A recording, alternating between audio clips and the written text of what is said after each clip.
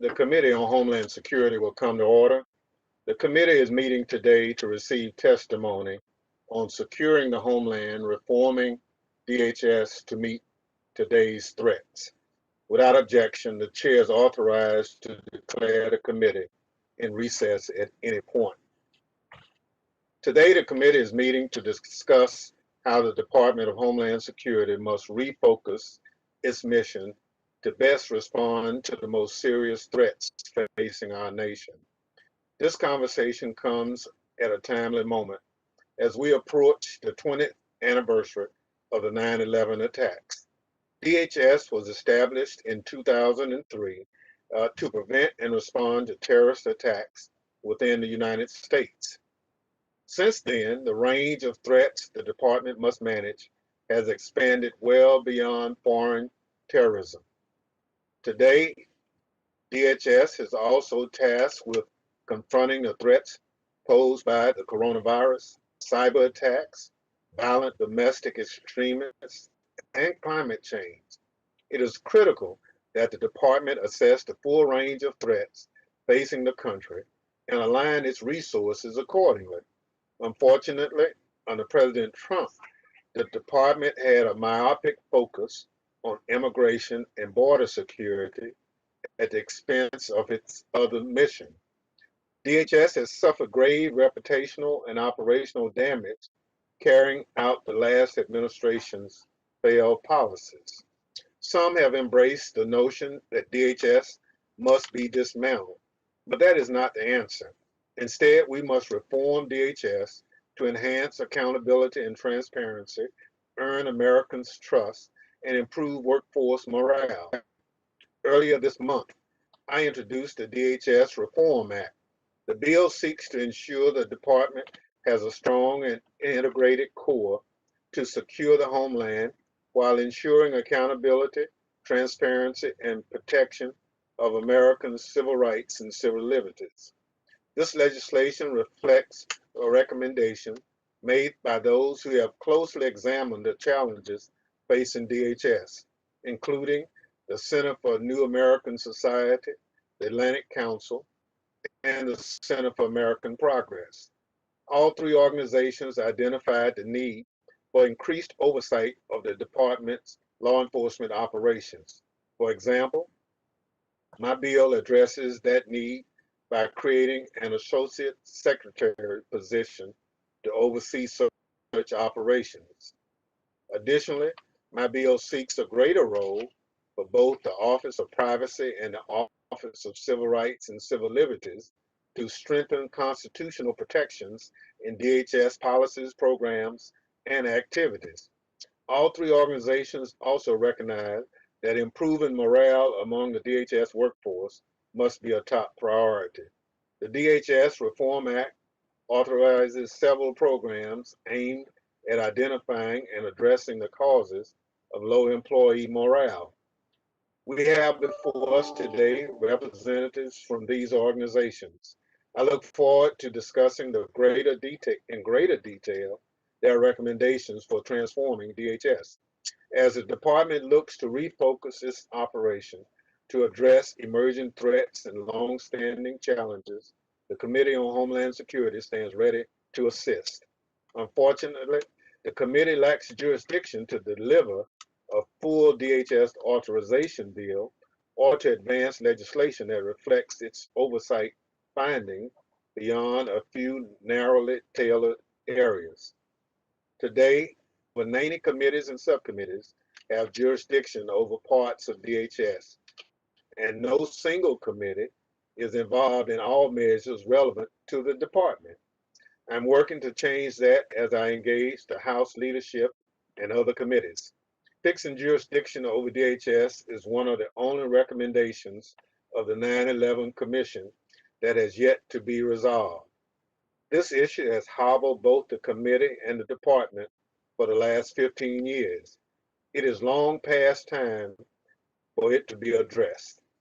For DHS to be successful in carrying out its wide-ranging missions, it needs to have the confidence of the American people and its partners in the Homeland Security enterprise.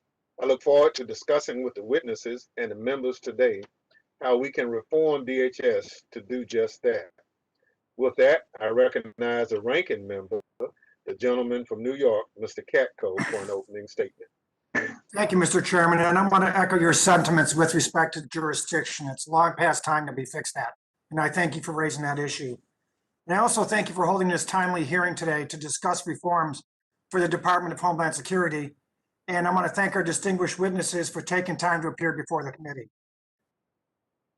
Amazingly, we are approaching the 20th anniversary of September 11th. And as we do, this committee and the department stands at a crossroads. At this crossroads, we can either choose to work together and successfully enact meaningful changes that will benefit this country, or we can choose to go about business as usual, leaving American communities vulnerable. Nearly 20 years ago, Congress established Homeland Security by combining 22 separate federal agencies. The intent was to ensure that government would be able to connect the dots of the many threats facing the American people, excuse me, and prevent another 9/11 from happening. To this day, and to its credit, Homeland Security has been successful at preventing many terrorist attacks on our soil, while consistently responding to new and evolving threats to the homeland. Given these successes, I've been astonished to hear from calls from some of my colleagues recently on the other side of the aisle for radical changes and budget cuts that would weaken or even abolish critical Homeland Security missions that protect Americans' lives every day. I cannot express enough how dangerous I believe this rhetoric to be, as it sends all the wrong messages to our adversaries. While there's no doubt the department must continue to evolve and mature, its functions are truly critical to our national security and must be improved, not degraded. After 9/11, Homeland was stood up and in haste to address the fears and threats facing a distressed nation. As a result, it still faces growing pains and often struggles to nimbly respond to challenges. For example, since its inception, the department has struggled to coalesce around a common vision and create a unified culture. Its 22 separate agencies have largely operated independently, keeping their own policies and cultures intact.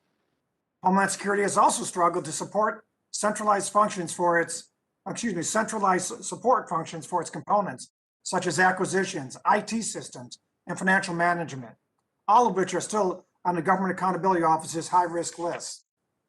Though the department has made some progress, there is still more it needs to do. I'm encouraged to hear that Homeland Security's financial systems modernization is back on track and key to ensuring that the Homeland can support all the components efficiently and are good stewards of taxpayer dollars. However, Homeland Security is still working to centralize other support functions necessary to put the department in the best position to achieve its many critical missions. Homeland Security has also made progress in anticipating and addressing new and evolving future threats to the homeland, such as those related to cybersecurity. In 2018, Homeland Security and Congress took action to address cyber threats by establishing the Cybersecurity and Infrastructure Security Agency, or Sysa, to act as the nation's lead civilian cybersecurity agency and primary conduit for information sharing and partnership with the private sector.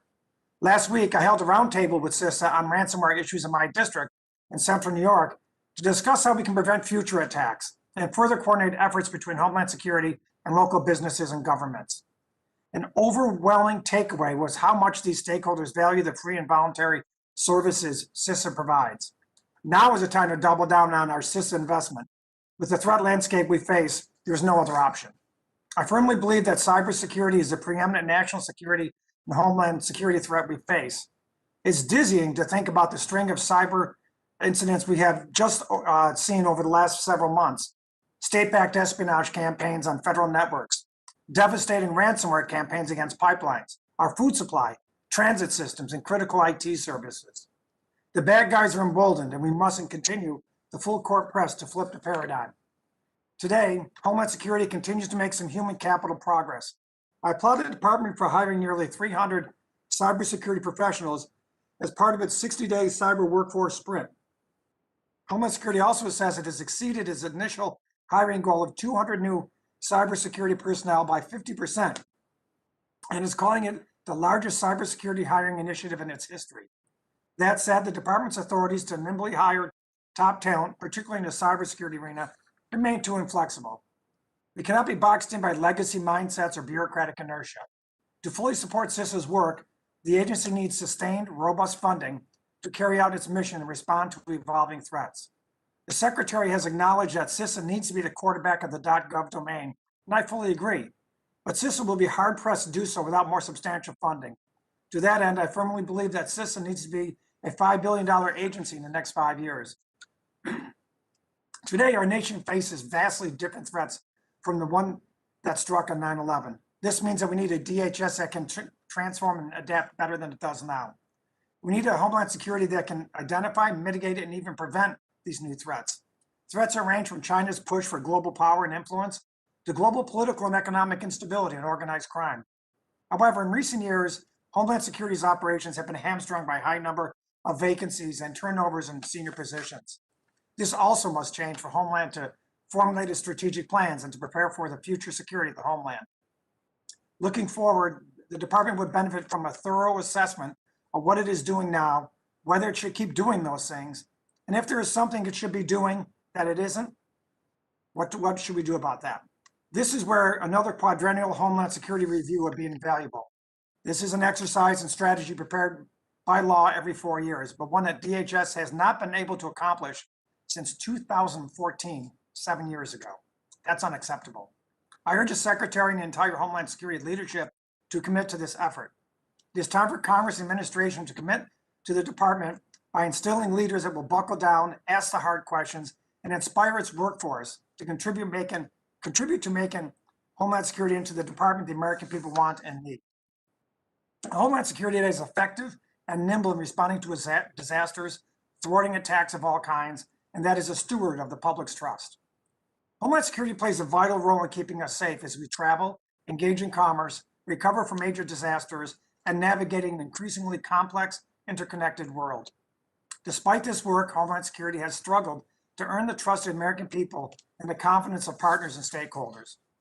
Integrating the disparate mission sets of the department, ensuring that it is nimble enough to respond to pressing threats, is paramount to providing comprehensive security to our nation. So, let's roll up our sleeves and figure out what we need to do to protect and safeguard the American people better than we do right now. Thank you, Mr. Chairman, and I yield back.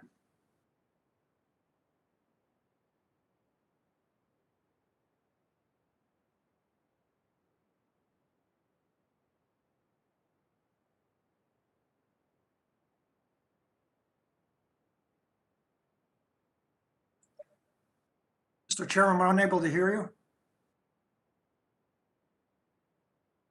Thank you very much. I guess the gremlins have gotten me too.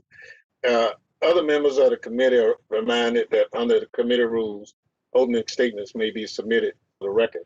Members are also reminded that the committee may operate according to the guidelines laid out by the chairman and ranking member in our February 3rd colloquy regarding remote procedures.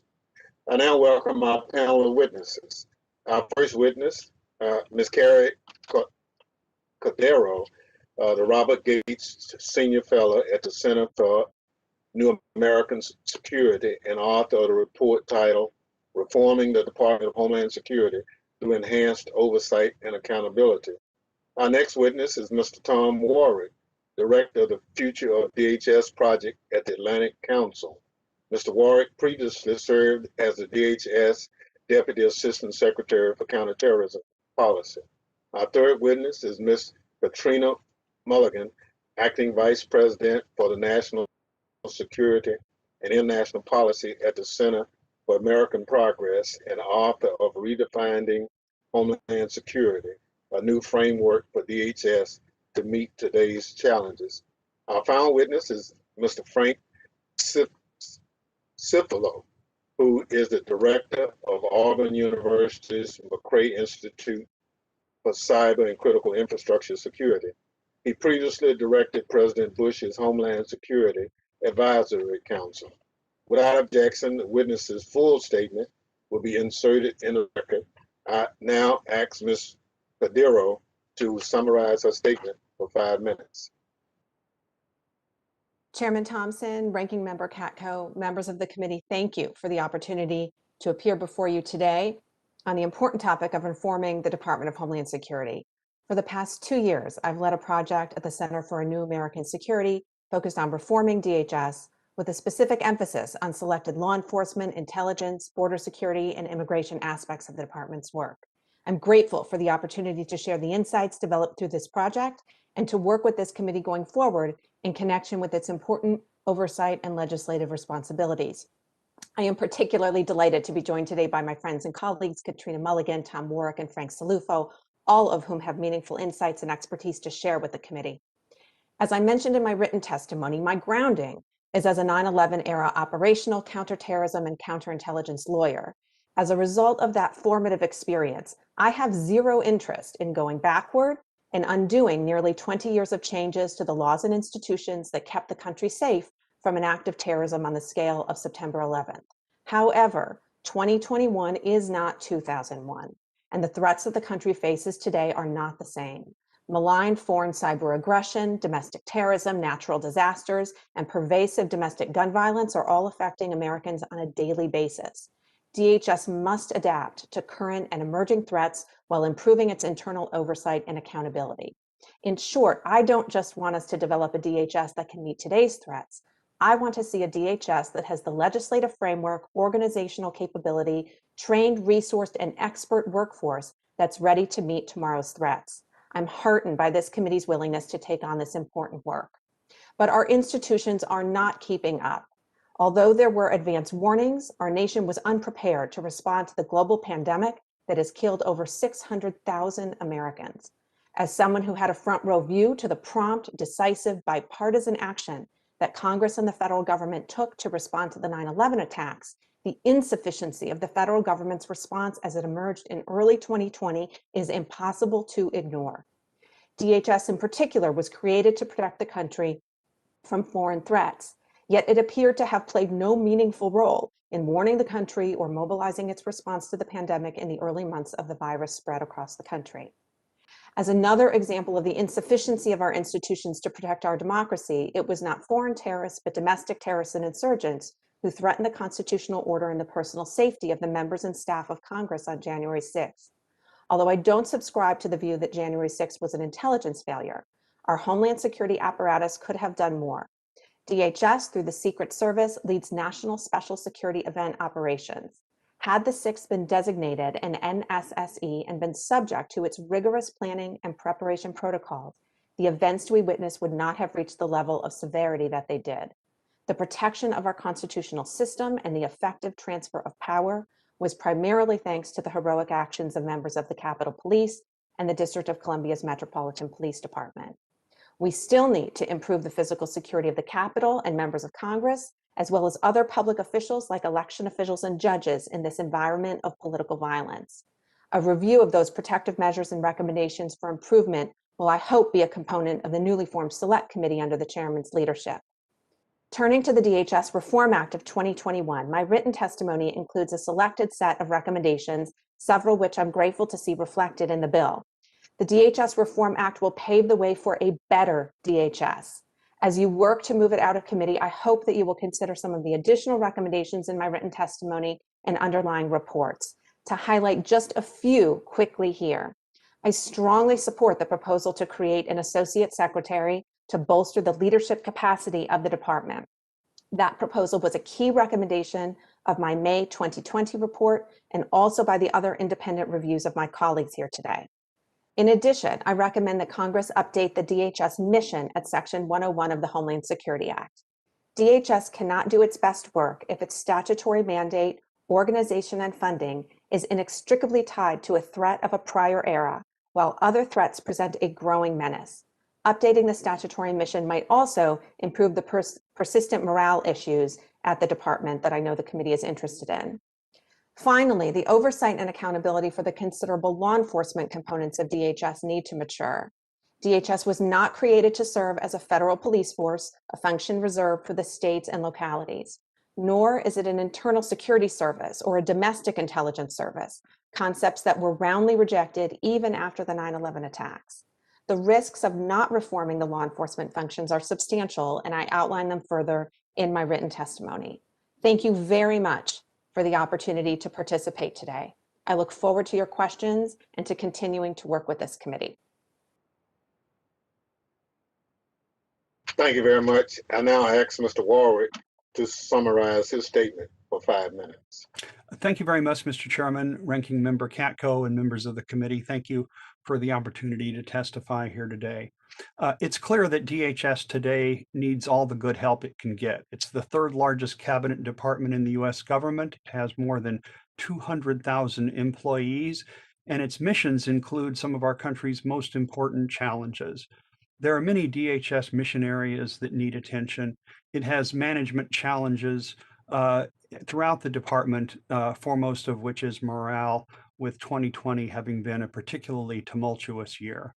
At the outset, Mr. Chairman, I just say that the Atlantic Council itself does not take positions on legislation. Views expressed are those of individual experts. I do want to thank our senior advisory board of former secretaries and acting secretaries, and the more than 100 experts on Homeland and national security who contributed to our findings and recommendations, and to technical support from Accenture Federal Services and SAIC on how to support the DHS workforce and understand DHS's unique organizational challenges. But the responsibility for the conclusions are mine. So it's on that basis, Mr. Chairman, that I want to offer my endorsement of HR 4357, the DHS Reform Act of 2021, which embodies some of the best thinking about how DHS needs to be reformed. I also urge the members of this committee to continue your efforts to make the department more effective in protecting the American people from non-military threats. Mr. Chairman, any comprehensive assessment of DHS starts with the need to refocus its mission. On this point, all of the reports that you've been reading agree. Our report said that the most urgent threat when we released it in September of 2020 was the COVID-19 pandemic, and the greatest long-term threat to lives and infrastructure comes from climate change, and that DHS should prioritize its work in these areas. I'm obviously very pleased to see that the Biden administration has taken up both of these challenges with the priority that it deserves. But the one other important point I need to make is that our report calls for DHS to take on the overall mission of defending the United States and the American people from non-military threats. DHS's missions currently include protecting American democracy from cyber attacks, protecting critical infrastructure, election security, countering foreign nation state misuse of our social media platforms, all of which I group together under the umbrella of protecting American democracy. It's true that DHS needs to maintain its level of resources and efforts on all of its other missions. One of the hallmarks is the department, as you said, Mr. Chairman, is it keeps adding missions, but none of its current missions goes away.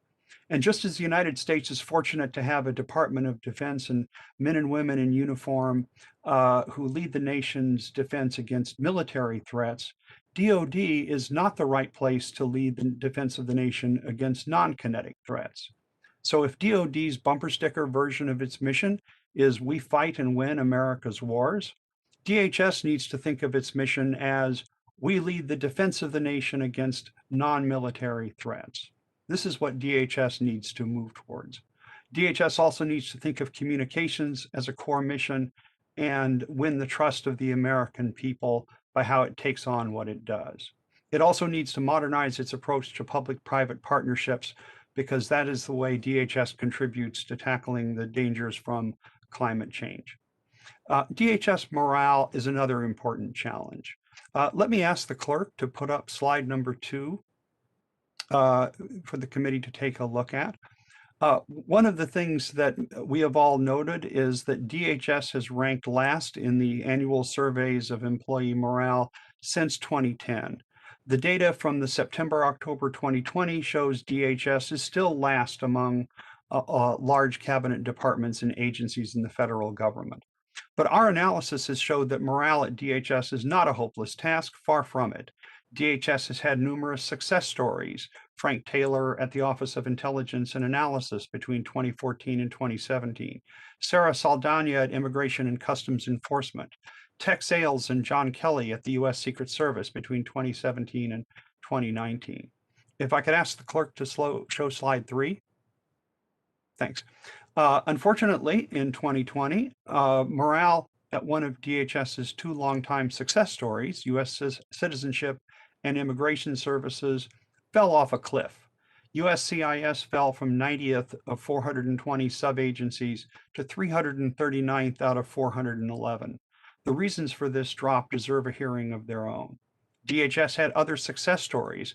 The components that were most associated with the response to the COVID-19 pandemic and to protecting our 2020 election showed their morale improve because I believe of a combination of good leadership and commitment to the importance of their missions. There are a number of other reforms that need to be made that will obviously enhance morale. This committee's hearing on May 4th on the rights of the TSA workforce coincided with our recommendation that TSA be the first project for reform and that pay and workforce issues need to be prioritized. Secretary Mayorkas announced that this was his priority as well on June 3rd. And it's important now to ensure that DHS get the necessary funding. You can take the slides down, thanks. There are other management challenges DHS needs to address very quickly: strengthening headquarters, better coordination of policy and resources, and in particular, as my colleague Carrie Cordero said, establishing an associate secretary to coordinate law enforcement activities without micromanaging what those law enforcement agencies need to do. And DHS needs to integrate more substantively civil rights, civil liberties, privacy protections, and rotate people in and out. And Mr. Chairman, what both you and Representative Catco said about the importance of consolidating congressional oversight also needs to be a priority. So with that, I'd be happy to answer any questions that the committee may have. Thank you. Thank you very much. Chair recognizes Ms. Mulligan to summarize her statement for 5 minutes. Thank you, Chairman Thompson, Ranking Member Catco, and distinguished members of the House Committee on Homeland Security. I too appreciate the opportunity to testify before you today. Over the past year, I've led a study on DHS focused primarily on re-examining first-order questions. What does America need from a Department of Homeland Security today? And how has that changed in the last 20 years? But rather than tell you about our conclusions, I'd like to take 3 quick minutes to show you. So you can start the video now.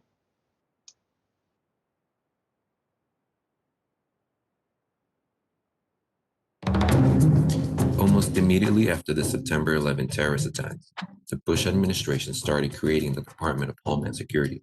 Dozens of agencies charged with Homeland Security will now be located within one cabinet department with the mandate and legal authority to protect our people. From the start, DHS was focused on terrorism and immigration enforcement, adopting a never-again attitude toward another 9/11 style attack, which often has come at the expense of the department's attention and focus on its other missions. Threats to the U.S. have evolved, but the department's missions are frozen in time. Nearly 20 years after 9/11, it is time to re-examine whether the department is fulfilling the needs of Americans today and how we can recalibrate its missions to best serve the nation going forward. The largest threats to American safety and prosperity come from within, as well as beyond our borders. Cyber attack against the U.S. Arctic temperatures and rolling blackouts. Sea levels are rising more rapidly. Frightening milestone, the largest wildfire in state history. Hundreds of white nationalists from across the country. Where is the PPE? Where are the ventilators? 600,000 deaths. We need help.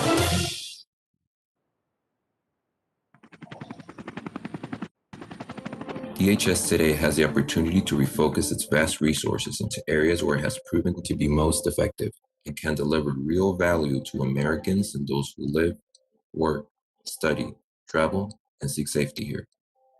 Americans need DHS to recalibrate, investing in providing safety and services to fill gaps on unmet needs in the United States, and reducing a dominant focus on law enforcement and countering external threats. FEMA opens new vaccination centers across the country. The TSA screening a record number of passengers. Coast Guard rescuing 3 people who were stranded for 5 weeks. DHS must seize the opportunity to reimagine what it means to keep America secure. and rebalance its priorities accordingly. This new DHS vision would clearly articulate a role for the department in connecting, communicating, facilitating, welcoming, and helping, in addition to protecting, securing, preventing, and enforcing. After nearly 20 years, recalibrating a threat-oriented model toward a safety and services model would better serve all across the United States. The Department of Homeland Security has a noble mission to help keep us safe and to advance our proud history as a country of welcome. DHS has an important role to play in addressing the needs, challenges, and opportunities facing the nation. The Biden-Harris administration and this Congress can work together to transform the department to provide more value to Americans and those who visit or seek safety or opportunity here.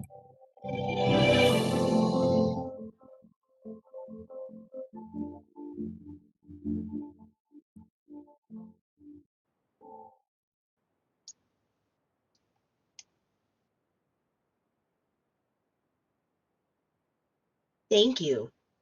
So before I close, I want to emphasize two things. First, DHS has the potential to meet today's moment. And second, though the panel today reflect a diversity of viewpoints, we agree on several areas for reform. I would encourage this committee to focus closely on areas where we are speaking in unison.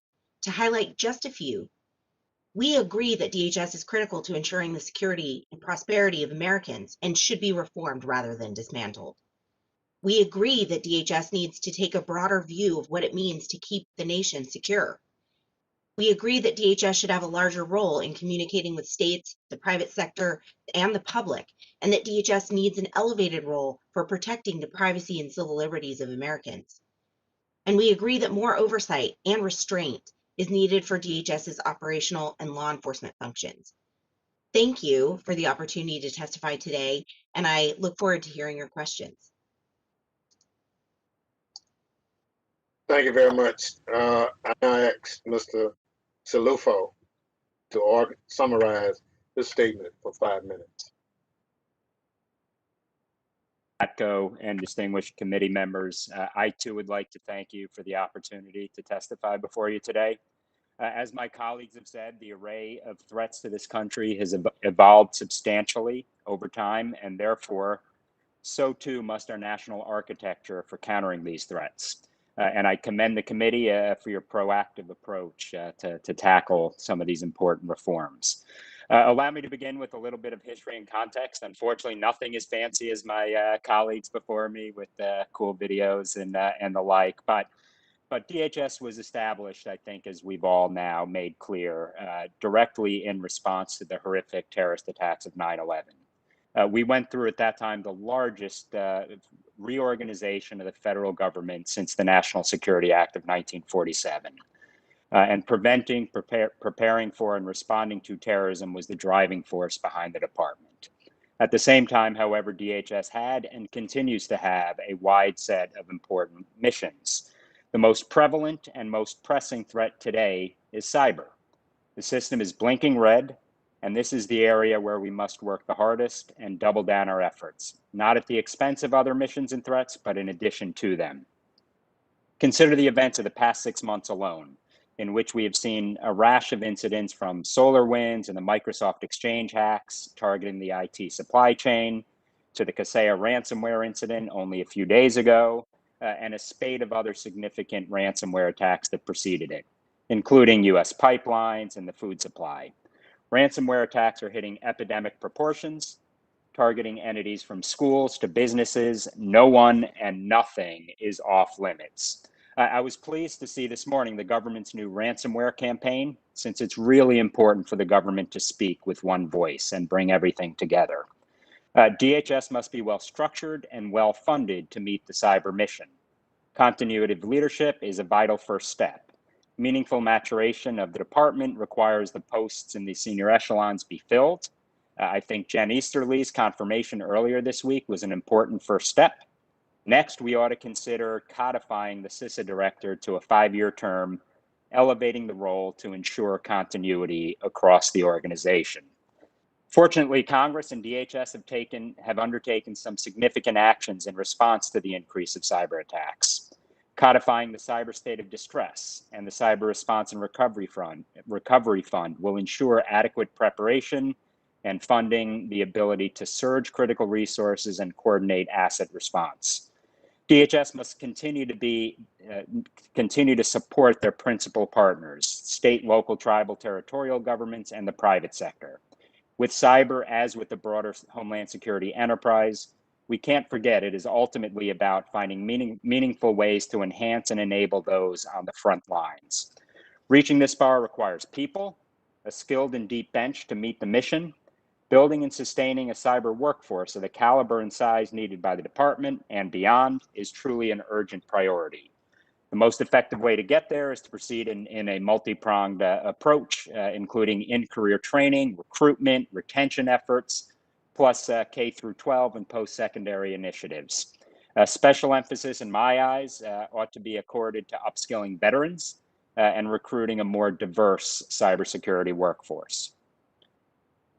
To fulfill its potential as an interagency partner, Sysa must mature and be strengthened. To this end, the agency's National Risk Management Center should be codified, and I'm happy to get into some of that during Q&A. Moreover, our current approach to .gov security is too scattershot. Sysa can and should play a more central role here. The 2021 National Defense Authorization Act empowered Sysa to hunt for cyber threats on U.S. government networks. This is a good start, but more robust defense requires substantially more visibility than presently exists. Perhaps the area where we can have greatest impact in the near term is to finally translate the nouns into the verbs when we talk about public-private partnerships. This is atop the list of priorities for us on the Cyber Solarium Commission this year, and I see Congressman Langevin has joined, so a real driver with us on the commission. And I think the newly created Joint Cyber Planning Office, the JICPO, within Sysa is a positive development and should be stood up ASAP and serve as the center of gravity for public-private coordination of defensive cyber-based activities, priorities set by the new National Cyber Director. The Commission has also recommended that a joint collaborative environment with Sysa at its center be established by law for the purpose of sharing cyber threat data among federal entities and between the U.S. government and private sector. Both national and economic security urgently demand greater visibility across the entirety of our supply chains, and I'm happy to get into that at greater length during Q&A as well. And just finally, SICI. So the Commission proposed that the most critical of our critical infrastructure, meaning systemically important critical infrastructure, be subject to enumerated benefits and burdens. And the idea here is to impose cyber incident reporting requirements on SICI companies in return for some liability protection and direct intelligence support from the U.S. intelligence community. Happy to see a rash of good activity on the Hill and bills around data breach notification and incident reporting. And I'd like to commend Ranking Member Catco for his 5 pillars. I think this will get us a long way to where we need to be. In closing, the department must be calibrated to adapt to the cyber imperative, which will continue to evolve. And Sysa needs to be provided with the requisite authorities, accountability, and resources to get the job done, especially in relation to our most critical infrastructure. Mr. Chairman, it is always a privilege to speak to this august committee, and I look forward to any questions and trying to answer them. So thank you. Thank you very much. I thank the witnesses for their testimony. I'll remind each member that he or she will have 5 minutes to question the witnesses. I'll now recognize myself for such questions.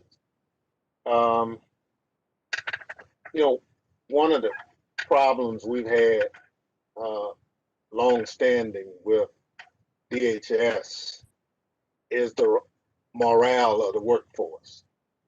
All of you have done studies on it. Can you suggest to the committee anything you think we might do to get morale off the bottom? A lot of us are concerned about that. The missions are important, but if your workforce is not where it needs to be in terms of morale, there's some challenges with it. So, Ms. Cordero, we'll start off with you, if you don't mind. Sure. Thank you, Mr. Chairman.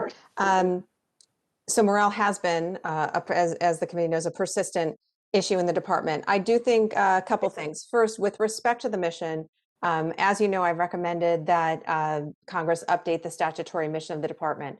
I think there's operational reasons to do that. I also think that there are morale reasons to do that. Right now, 4 out of the 7 main Section 101 Homeland Security Act core mission sets of the department pertain to terrorism.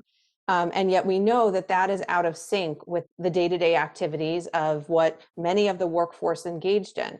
I do think that if the mission of the department, as it's laid out in law, as it's mandated by Congress, if employees could see their daily work reflected in that mission, that would be a helpful thing. I also think that one of the issues with the department, I think as all of us recognize, is that the independent agencies within the department operate very autonomously with less oversight structure and less common culture. And there have been, in the roundtables that I've conducted of experts, there have been various former officials, all who have said that different secretaries tried to do a unity of culture. And then with the next secretary, that effort sort of falled off. And so it's never been able to grow throughout the course of the department. I think a joint duty program would be useful in that respect so that we could have individuals as they are rising in their career rotate amongst the different components. They would get a better understanding of their colleagues, of the other mission sets of the department. And what we would do is we would start to create a core of future leaders who have a better appreciation for their colleagues' missions, operations throughout the rest of the department. Thank you very much. Mr. Warwick? Yes, Mr. Chairman. We took a look at a number of the specific components that had the greatest morale problems and had in mind some of the successes that other components have had, because there really are lessons that can be applied in places in the department. In the case of TSA, addressing the low pay and the workforce issues where people perceive that promotions are handed out unfairly, and that good work is not recognized and rewarded, is something that your committee and you and others have taken a direct interest in with the TSA Workforce Act. So pushing that through, I think, will be one of the most important steps that this committee could take to help. And obviously, I welcome Secretary Mayorkas's efforts. We just have to make sure he gets the resources he needs to implement that. The problems at Customs and Border Protection, CBP, are going to be a bit more difficult. Chief Magnus, if confirmed by the Senate, is going to have to take a number of steps to deal with the legacy of an era in which CBP hired a great many people, but the perception is that not all of them are up to the level of professionalism that the department really needs to have. And some of the things that Cordero has identified in terms of professionalization, I hope, if done right, will increase the pride that CBP officers feel about a better mission. We need to do something. Thank you very much. I'm gonna have to try to get to Ms. Mulligan and Mr. Salifo before my time runs out. Ms. Mulligan? So quite quickly, I agree that updating the mission and instituting a joint duty type program are excellent suggestions. I think the one thing that I would focus on and emphasize is the politicization of the department is also a driver here. And one of the ways the committee can help address that is by ensuring that there are more career civil servants in leadership positions across the department, because that is what helps, sort of create a buffer and help reduce the sort of sharp political shifts between administrations that end up impacting day to day what you think your mission is and how well you think you are serving that mission. Thank you very much. Mr. Salufo?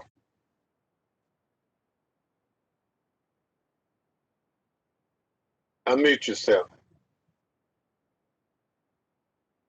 Sorry, Mr. Chairman. I hope I was saying I will be brief, which is very rare for me since I've never had an unspoken thought. But bottom line is I really thought that Carrie hit that question out of the park. Agree with everything she said there. The one thing I would add is the mission, by definition. If something bad happens, that's how people are sometimes defining success. So if we can find ways to flip that equation, I think that is critical. I also think when it comes to cyber, I want to double tap a couple of points that I raised. One, we need a more diverse cybersecurity workforce. We need more women, more people of color. We need to bring in, the numbers are just staggeringly low. And I think there are ways that can change in terms of morale. And so bottom line is I know you're running out of time. I just wanted to add that one point on cybersecurity. So thank you, Mr. Chairman. Thank you very much. Chair recognizes the ranking member. Thank you, Mr. Chairman, and thank you all for testifying today. I really want to credit what Ms. Cordero said and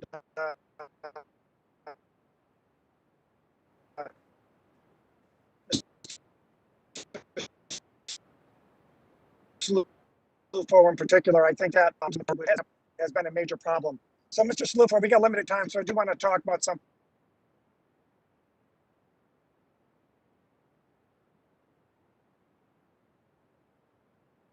Ranking member, I think we're having some problems.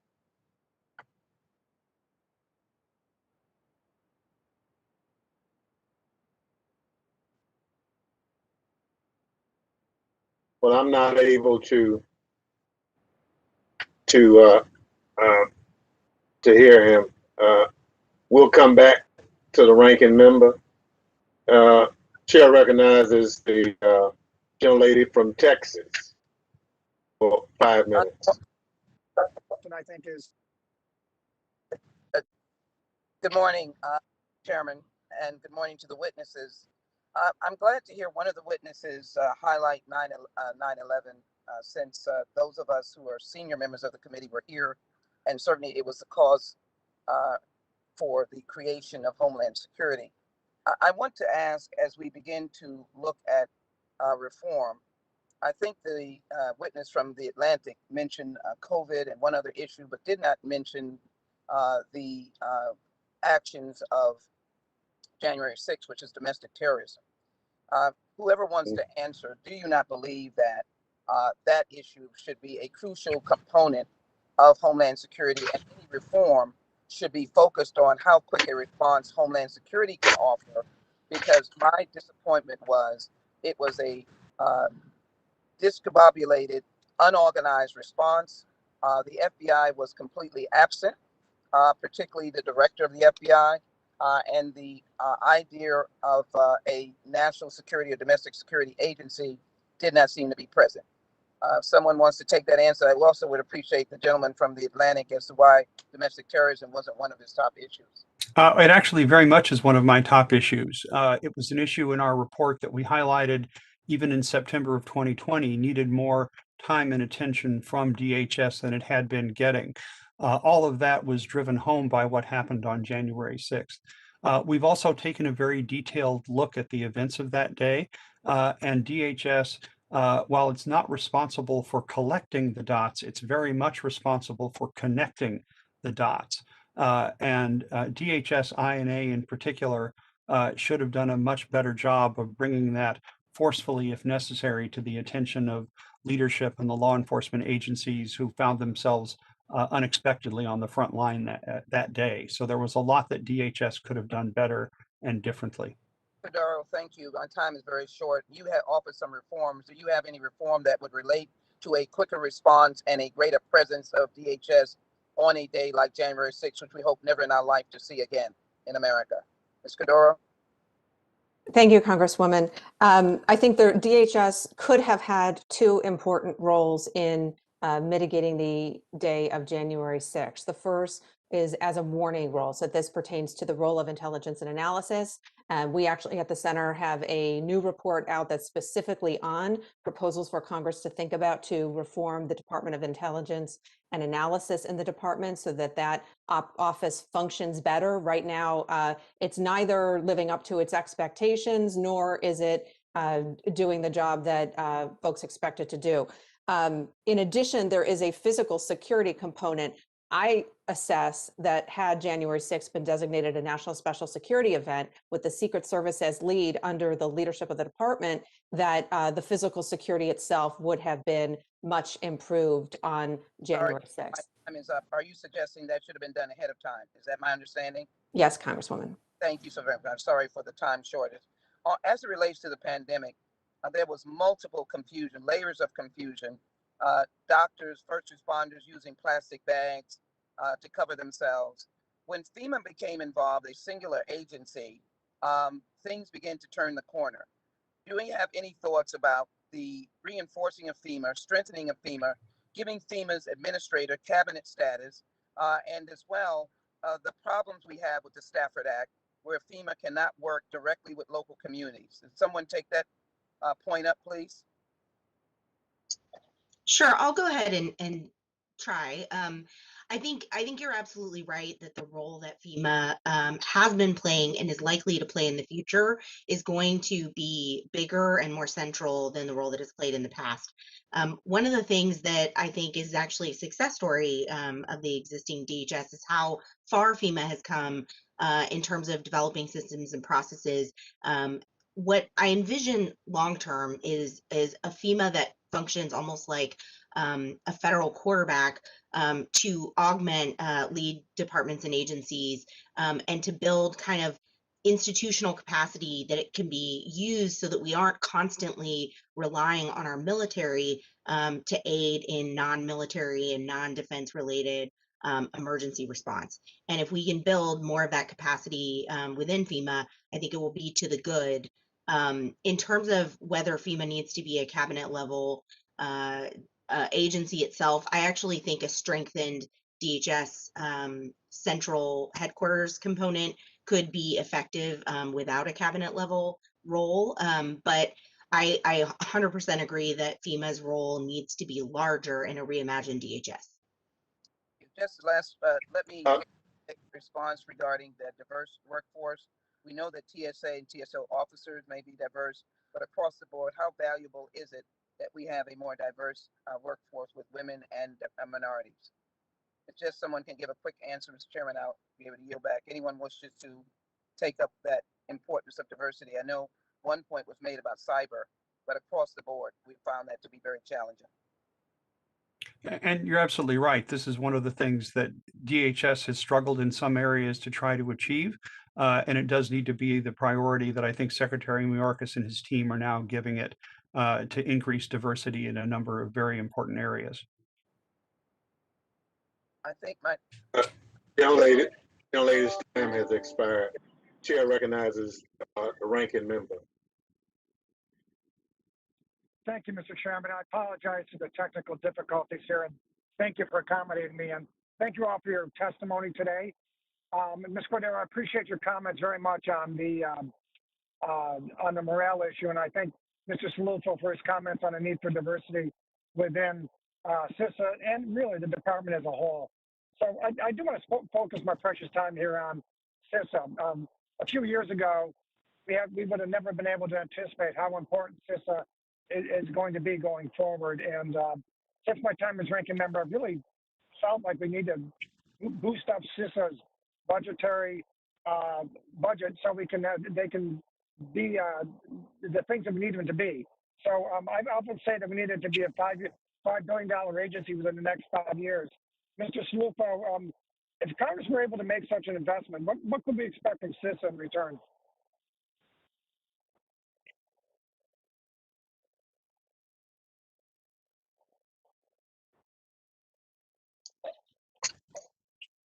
Is any you have to unmute yourself.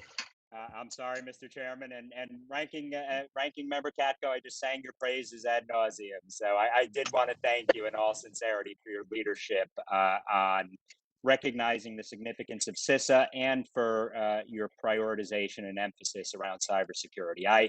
I genuinely believe this is the crux of DHS's success going forward, and the country expects nothing less. Basically, any policy recommendation, I think, has to meet three different criteria, and that's the marriage of authority. Do we have clear lanes in the road? Accountability. Is there the appropriate oversight? And in Cisa's respect, it's both at the National Cyber Director and with obviously this committee and Congress. And resources. After all, policy without resources is rhetoric. So I do think that the $5 billion number sounds good to me. I couldn't give you a very empirically based answer to that, but we're going to need more resources, and we expect Cisa to do more. We expect Cisa to be the quarterback inside the federal government.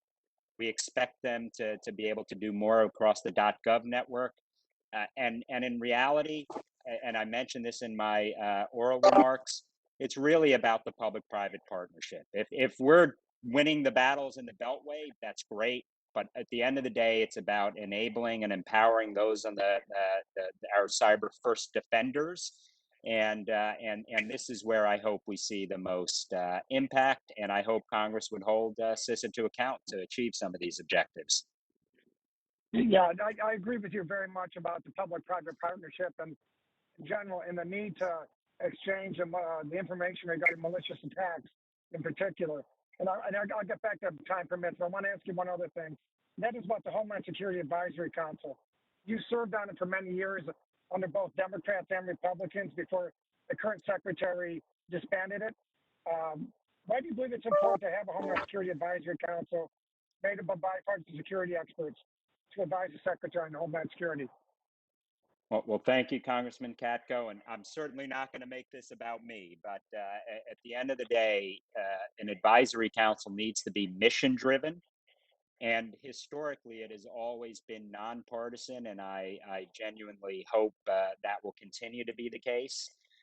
Ultimately, it needs to have a diverse set of views, not just in the traditional sense, but those who look at the Homeland Security enterprise from different perspectives as well. So I think that is important, and it has had significant impact. So at the end of the day, any council is as good as the secretaries having trust in that and driving on the missions that they hold near and dear, and obviously with people they can confide in.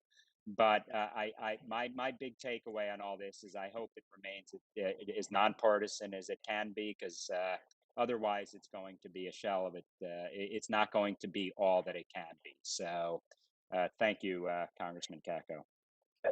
Thank you. And lastly, real quick, with the Homeland Security Advisory Council, have you heard any efforts by the Secretary to reconstitute it? Has there been any signals from them yet? Since I'm testifying before Congress and I can't duck the question, no, I have not heard anything. So since the initial letter went out to the entire council. Okay, well, thank you very much, Mr. Chairman. I yield back. And thank you for your accommodation, sir. Thank you very much. Glad we're able to do it. Chair recognizes the gentleman from Rhode Island for 5 minutes, Mr. Langevin.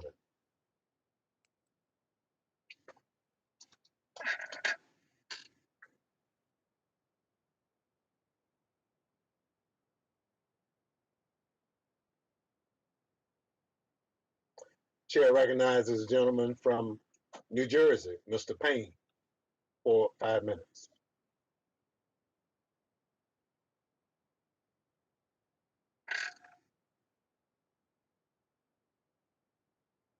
Unmute yourself, Mr. Payne.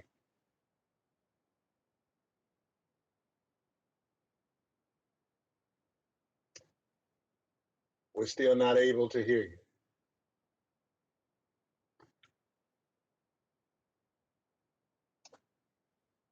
Well, Mr. Langevin, Sir, see you're back. Can you hear me? Well, we're going to go to Mr. Langevin. Mr. We're going Chairman. to Mr. Langevin. Okay, Mr. Do you want Mr. Chairman, do you want me to defer to Mr. We'll be back. Whatever you prefer. We'll be back to Mr. Payne shortly. Mr. Langevin. Very good. Thank you, Mr. Chairman. I want to thank our witnesses for the testimony today. Let me start out with Mr. Salufo, if I could. First of all, Frank, it's great to see you again and appreciate your service on the Cyberspace Solarium Commission. I'm proud to have served with you and continue to serve with you as a commissioner there. But unsurprisingly, I agree wholeheartedly with your focus on cybersecurity as the key emerging threat facing the country. Yesterday, the White House announced it had formed a ransomware task force to address that scourge, which I think is important. But can you expound on the role Sysa and DHS more broadly should play in protecting the nation from ransomware, particularly in the context of our Solarium Commission recommendations? Well, thank you, Congressman Langevin, and we all owe you a huge debt of gratitude in terms of all you've done for the commission to advance our recommendations. Bottom line here is there were, in addition to Sysa's critical role, one of the primary recommendations we put forward in the NDAA translated into law and is now has its first national cyber director is the Office of the National Cyber Director, which I think serves as sort of the head coach to be able to finally get everyone talking on the same sheet of music off of the same playbooks where offensive, defensive coordinators can work together and we can have full visibility. Sysa does play a key role. And I think the first area it can have greatest impact and translate a concept into reality is around the JCPO, or the Joint Cyber Planning Office, which can ultimately be the belly button between Sysa and for defensive purposes, not taking away from NCI, JTF, and FBI's important mission in law enforcement and scaling opportunities to claw back ransomware, Bitcoin, and the like. But Sysa does play a big role in being the belly button and center of gravity to be able to interact with our private sector. And Congressman Langevin, as you well know, this is a big emphasis for us going forward. If we want to see real progress, it can't just be the alphabet soup, and I don't mean that pejoratively. It can't just be the inside the beltway sets of issues. It really has to be about how we empower and enable our frontline cyber defenders. And the private sector is front and center in all of this. They're the primary targets, and not many companies went into business thinking they had to defend themselves against foreign intelligence services, but that's precisely what we're dealing with today.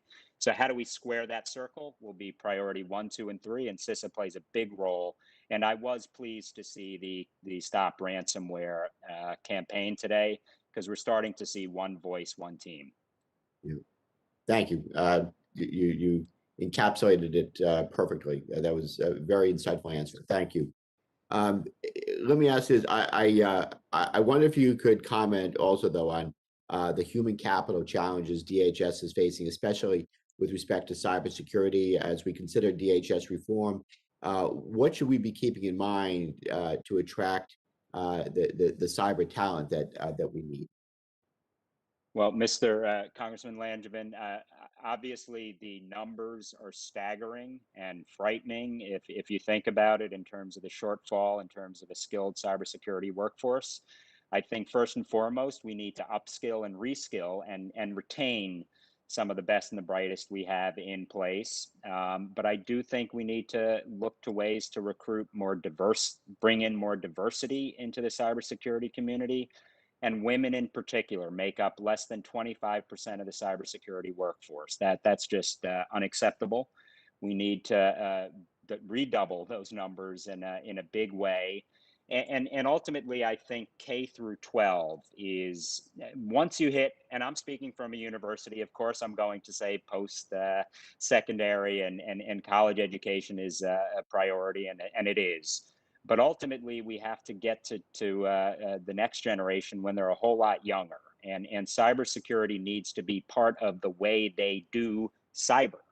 And ultimately, we're talking about K through 12. And I think we have a lot we can learn from some of our allies, notably Estonia and Israel, in terms of how they are literally bringing in, at the kindergarten level, cybersecurity into the curricula. So I didn't give you a clean answer on that, but it's all of the above, more of it, and faster.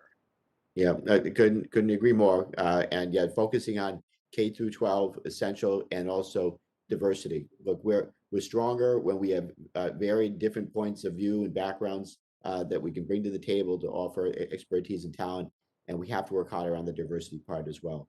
I know my time's expired. I have other questions that I'll have to submit for the record, but thank you for those, and thank you to the rest of the panel. I'm sorry I couldn't get to you for questions, but thank you, Mr. Chairman. I yield back. Gentleman yields back. Chair recognizes the gentleman from Mississippi, Mr. Guest, for 5 minutes. Thank you, Mr. Chairman.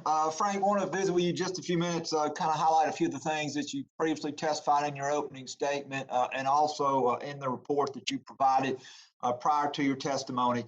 You say in your report that the most prevalent and most pressing matter that we now face is cyber. You say cyber is the area where we must double down and work the hardest to enhance our capabilities. You go on, you talk about some of the more recent attacks that we've seen both late last year and this year, the SolarWinds, the Microsoft Exchange. You mentioned the U.S. pipeline, which I'm assuming would be Colonial Pipeline, the food supply, which would be the JBS, cyber incursions. And you talk about ransomware and how ransomware is not just targeting these large multinational corporations, but they're targeting schools and businesses and hospitals. And then as you go on later into your report, you talk a little bit about the deterrence factor. And you say actually while resilience supports deterrence, it must not eliminate the need for a broader U.S. strategy to deter our adversaries by imposing real costs and consequences upon them. You go on specifically to mention China and Russia, where many of these cyber attacks are occurring, and that for far too long, they've been allowed to engage in cyber behavior that has damaged the United States and that damaged both our national security and our economic security.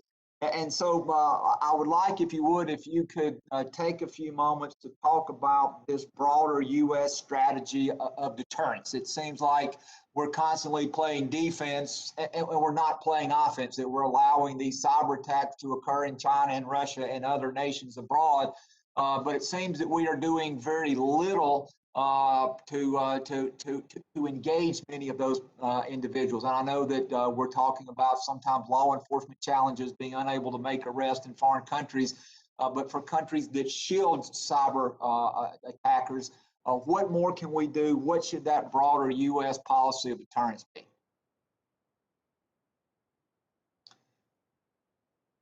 And I think you may be muted again very briefly. Thank you, Congressman Thank and I think you framed that exceedingly well, not my words, but yours. I mean, here's the bottom line. Cisa has a critical role to play, but we're never going to firewall our way out of this problem alone.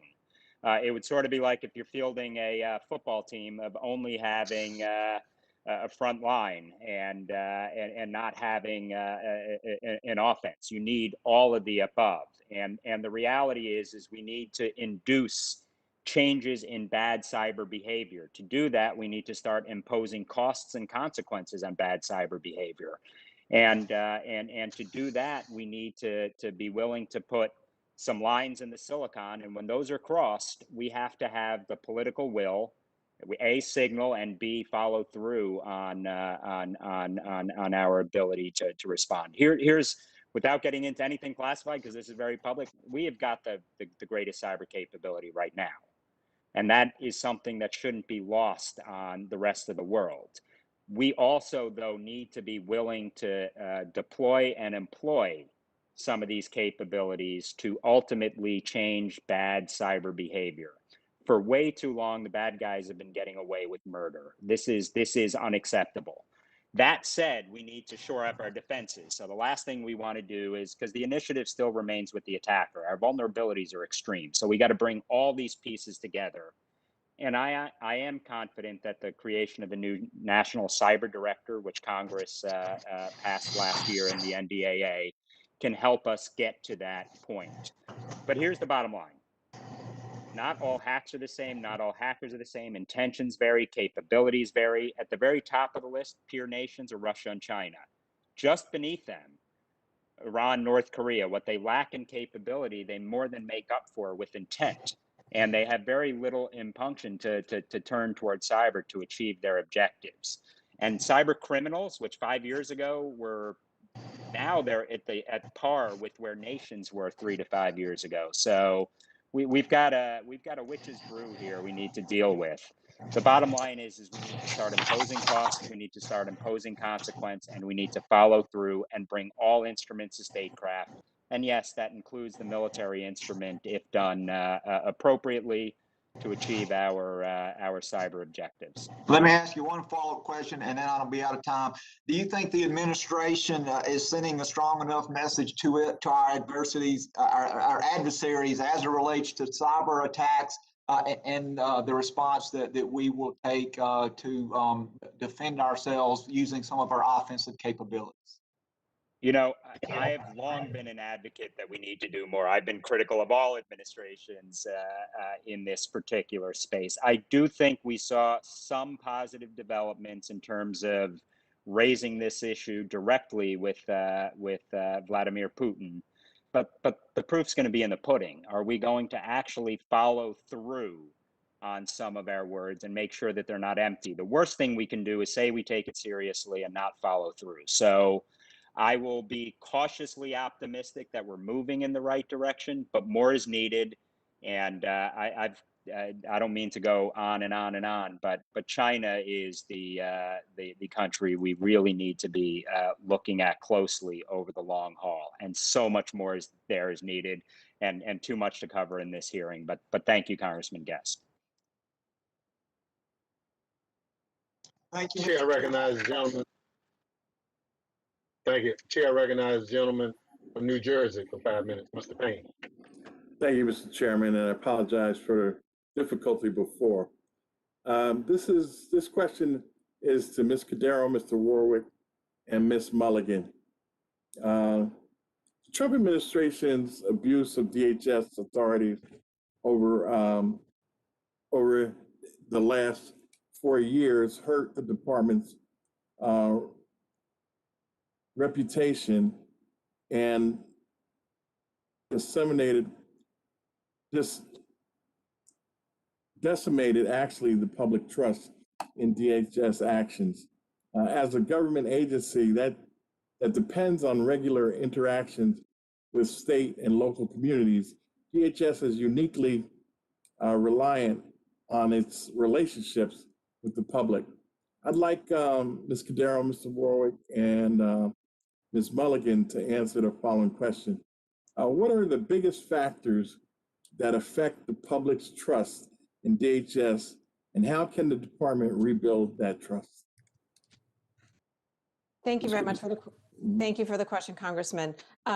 So one of the reasons that I think DHS in particular is a department that needs this public trust is because it is so operational and it touches people in a very personal way every single day, whether it's citizens at the airport or whether it's individuals, migrants trying to enter the country through various means.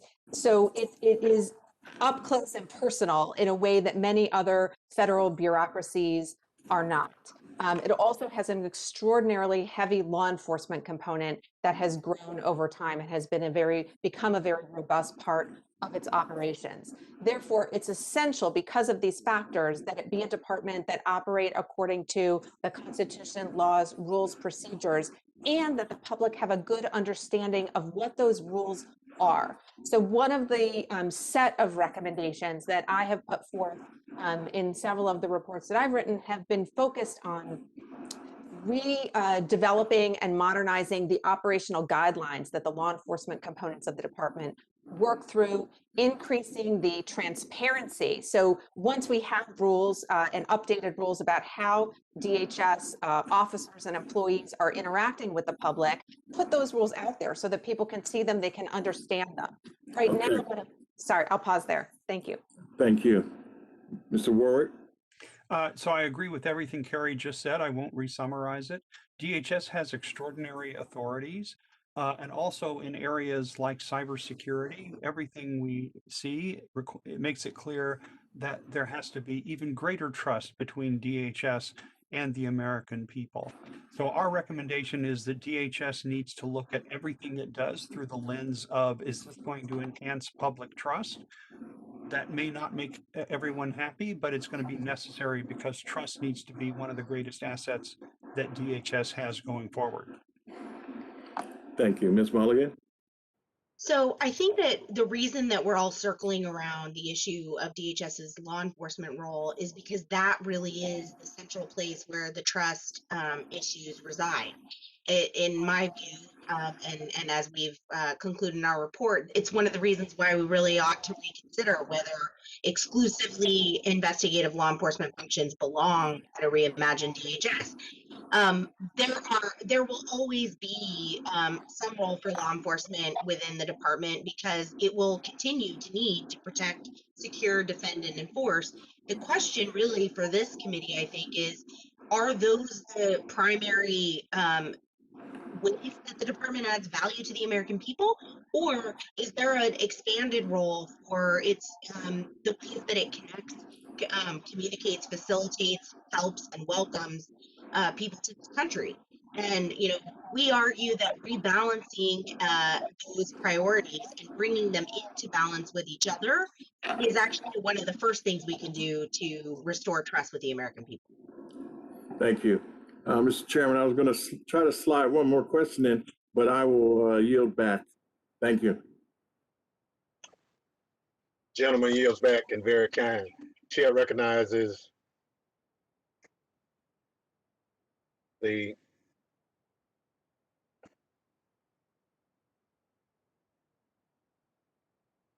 gentleman from North Carolina, Mr. Bishop, for Thank 5 you, minutes. Ms. Cordero, I think it's a fair summary to say you and Ms. Mulligan have sort of been on the same page, at least two of you, maybe also Mr. Warwick, on de-emphasizing the law enforcement functions of DHS are a priority, and you mentioned, I think, terrorism and also immigration enforcement. I have I think the clerk has a chart that I've used a couple of times before. Let me see if the clerk has that and can put it up real quickly. Yeah, everybody's familiar with this chart, I think. And I think we're getting ready to see results for June that will show that blue line to have ticked up yet again. And those are Southwest border encounters by month. And so we're at again, what I've understood to be a 20-year high, and it has reached just sort of on a plateau and continuing gradually to increase. And you can take that chart down, Madam Clerk. I just wanted to get everybody on the same page. The orange line that was on that was the 2019 fiscal year, and in your paper in March about sort of the reorienting Homeland Security Department, you suggested that the Trump administration's policies on immigration had been unsuccessful, that there had been an increase. And I think you were pointing to that 2019 increase in particular. But what was notable about it is that that orange line goes up and then it recedes. We're now up at this unusual peak that has then continued at a plateau. Does that not change your view about whether or not immigration enforcement continues to be an important priority for Homeland Security?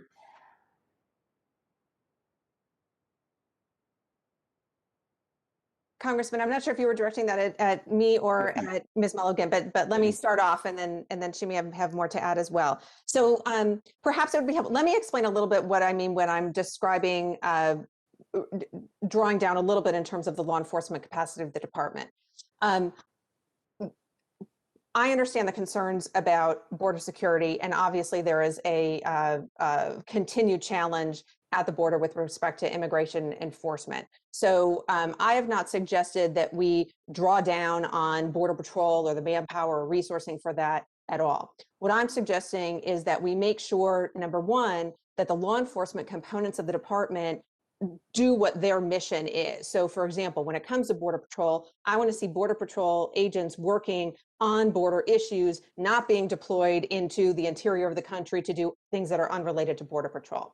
A second piece that we focused on, that I focused on in my writing, has been on the investigative law enforcement capacity of the department. So this is what we call 8 Homeland Security investigations, which is a component of ICE. That's an area where I do wonder whether there are some duplicative actions between and duplicative activities between that investigative function and perhaps some other law enforcement components of the federal government, where I think it would be useful to refocus those efforts. Thank you. And let me interject and sort of redirect. What is the most important and imperative action at this point in time by Homeland Security that would precipitate an attenuation in that high and plateaued line of enforcement encounters at the southwestern border? What does the Homeland Security need to do to attenuate that flow, much as the Trump administration, or was accomplished in the Trump administration by seeing the thing decline rapidly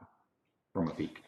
So, Congressman, I appreciate the question. I don't think there's a magic bullet for solving the challenges of the border. I think when we talk about the border issues, what we're really talking about is a wide range of policy issues. We're talking about the foreign policy as it relates to Let me interject, and I'm sort of just seeing if anybody's got a magic bullet. Let me see if anybody who's the witness would want to jump in and say, it has to be a magic bullet, but something that could precipitously reduce that rate. Representative Bishop, we need to design an immigration system that processes people fairly, justly, and very quickly. If you tried to run the Supreme Court the way we run traffic court, there'd be chaos. The opposite is true. Through faster, Mr. Warwick, that's what you're saying is the answer? But justly and in accordance with the law, yes, but the entire system. To attenuate the flow? You need to be able to have people's cases heard so that they don't have to either wait around for a result or be released awaiting a hearing. We ought to be able to design a system that avoids border crises like you've rightly pointed us to. I yield back. Thank you, Mr. Chairman. Chair recognizes the gentleman from Missouri, Mr. Cleaver, for 5 minutes.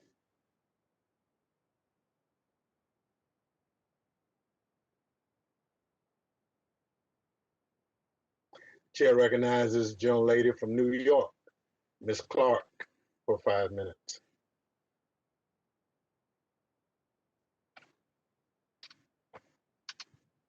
Thank you very much, Mr. Chairman, and thank our ranking member and our witnesses for your insights today. The Center for the New American Securities Report notes that DHS's cybersecurity mission has grown over time, but the authorities of its cybersecurity entity, of its the Cybersecurity and Infrastructure Security Agency, Sysa, have not kept pace.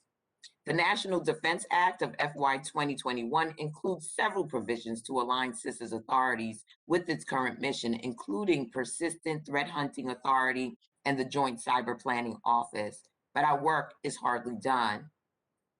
Ms. Cordero, how has Congress's failure to equip Sysa with the authorities necessary to effectively carry out its cyber mission undermine our national security posture? And how can this mismatch between Sysa's authorities and responsibilities be best addressed? Thank you for the question, Congresswoman. And I do recognize that this committee and Congress does have a renewed attention on Sysa and is considering proposals to be able to strengthen it. And so I appreciate this committee's work on that.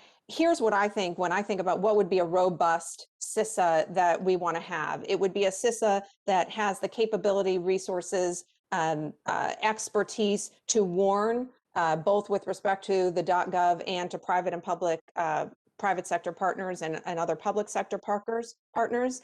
It would have the ability to significantly assist in the remediation of cyber events, and it would have the capabilities to protect our democratic institutions. For example, Sysa has demonstrated that it is capable of doing a lot when it comes to public sector partners to protect and strengthen electoral infrastructure. So warn, remediate, protect. Those are the things that I think would make a robust Sysa.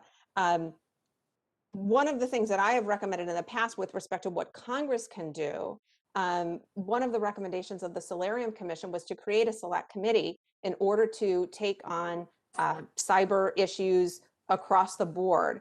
In a prior report that I wrote with a colleague, Professor David Thaw, we recommended that there at least be an interim select committee on cyber so that we can take these Solarium Commission recommendations, which Congressman Langerman and others have participated in, and drive forward those recommendations so that they can have an impetus behind them and a legislative and oversight vehicle in Congress to make them happen. Mr. Salufo, is there anything you would add or disagree with in that analysis?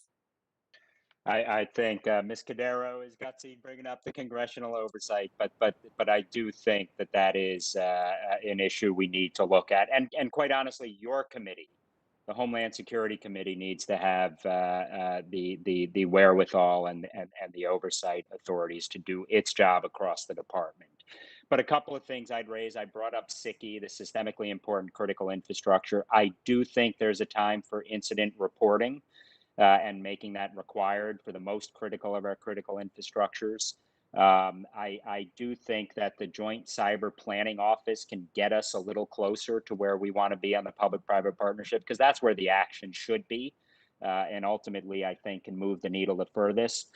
I am a big proponent of the National Cyber Director, but there's one I want to bring up that I haven't discussed, and nor have I heard from anyone yet today. Supply chains are so important here, and we are so dependent from a component perspective. We've got to start onshoring some of these key technologies and capabilities back to the United States. And while that is an issue across the board, the truth is we have a whole long way to go, because we don't even have visibility across our supply chains. After each incident, it's like we're starting afresh and anew. Very well. I would love to talk to you more about that. I want to get in one more question for our panel, and that's multiple administrations have struggled to improve coordination between Sysa and other federal agencies, and have tried to overcome turf battle to improve our cybersecurity posture. Last year's National Defense Authorization Act included language codifying the role of federal agencies that oversee critical infrastructure sectors and establishing the National Cyber Director. Among other things, despite efforts to clarify roles and responsibilities of Sysa and other agencies, coordination within the federal government to promote the security and resilience of the nation's critical infrastructure is not where it needs to be. What more do you think Congress will need to do to ensure effective strategic interagency collaboration to address cyber threats against critical infrastructure? And are there other recommendations, for instance, for the Solarium Commission, from the Solarium Commission, that you believe would help foster better collaboration? It's for the entire panel, I'm sorry, and I know my time is up. Just quickly, any thoughts? I'll go first. We would certainly agree with what Frank is saying about the need to designate critical infrastructure in cyber so that they have certain obligations and get certain benefits. That's one of the most important recommendations that needs to be adopted. And the one thing I would add, the one last thing I would add is I do think that one of the issues that we can build capacity, and we absolutely should, in the ways that have already been outlined, but we have to start creating an output out of DHS that's fit for purpose. In other words, DHS is going to need to do a better job, continue improving its ability to understand what the critical infrastructure providers that are outside of government actually need to be informed about, and how to inform them in a timely way and with the level of specificity that they can actually act upon. Very well. Clark, just one point I want to raise, because I think it is important. So Sysa, of course, is at the center of a lot of this activity vis-a-vis our critical infrastructure owner-operators. But it's also the sector risk management agencies. So what we used to call the SSAs, the sector-specific agencies that are working. So DOE, for example, plays an important role with grid security and needs to continue to do that. And Sysa can help enable that. So I think the new National Cyber Director, we finally have a head coach, someone who can bring together the offensive coordinator and the defensive coordinator onto the same field with the same playbook. And all I ask is that Congress enable Chris Inglis to be able to do his job as National Cyber Director. So I appreciate that. Mr. Chairman, I yield back, and I thank you all for your expertise today. Thank you. Chair recognizes the gentleman from New Jersey for 5 minutes, Mr. Van Drew.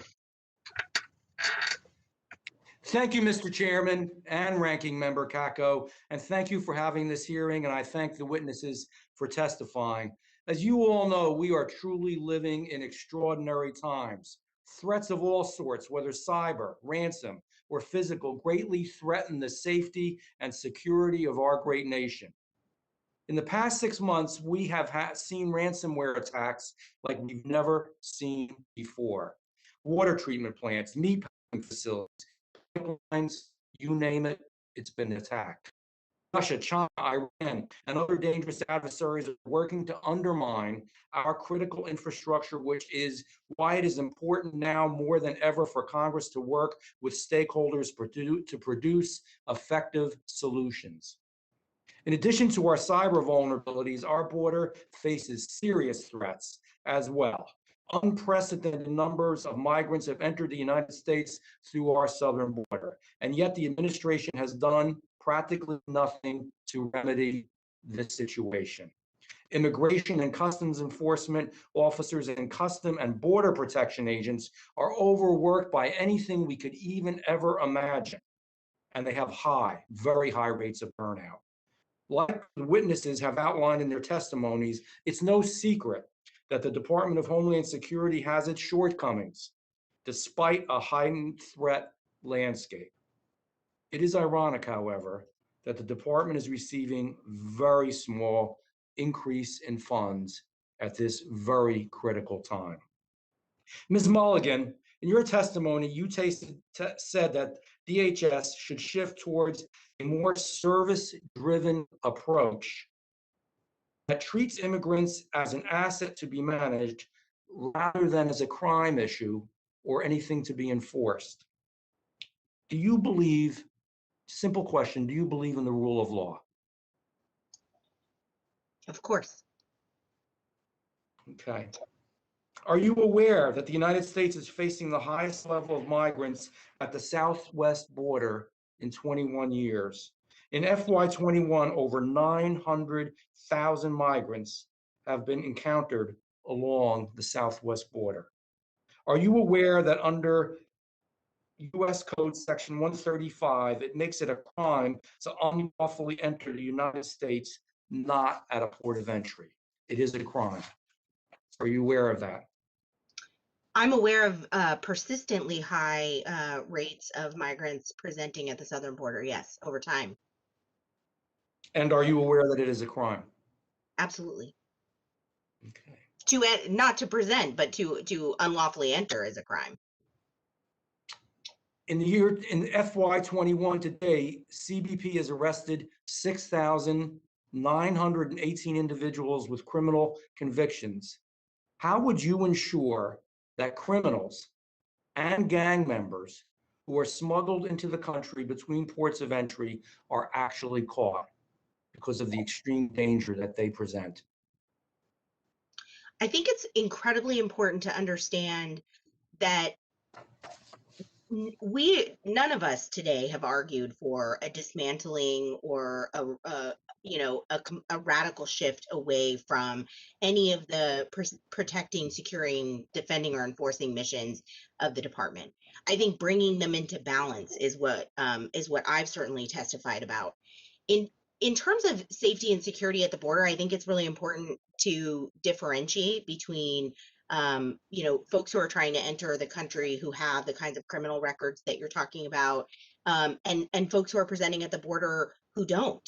And the overwhelming majority do not. Now, it is the function of CBP to try to differentiate between those things, but we shouldn't be treating them all the same.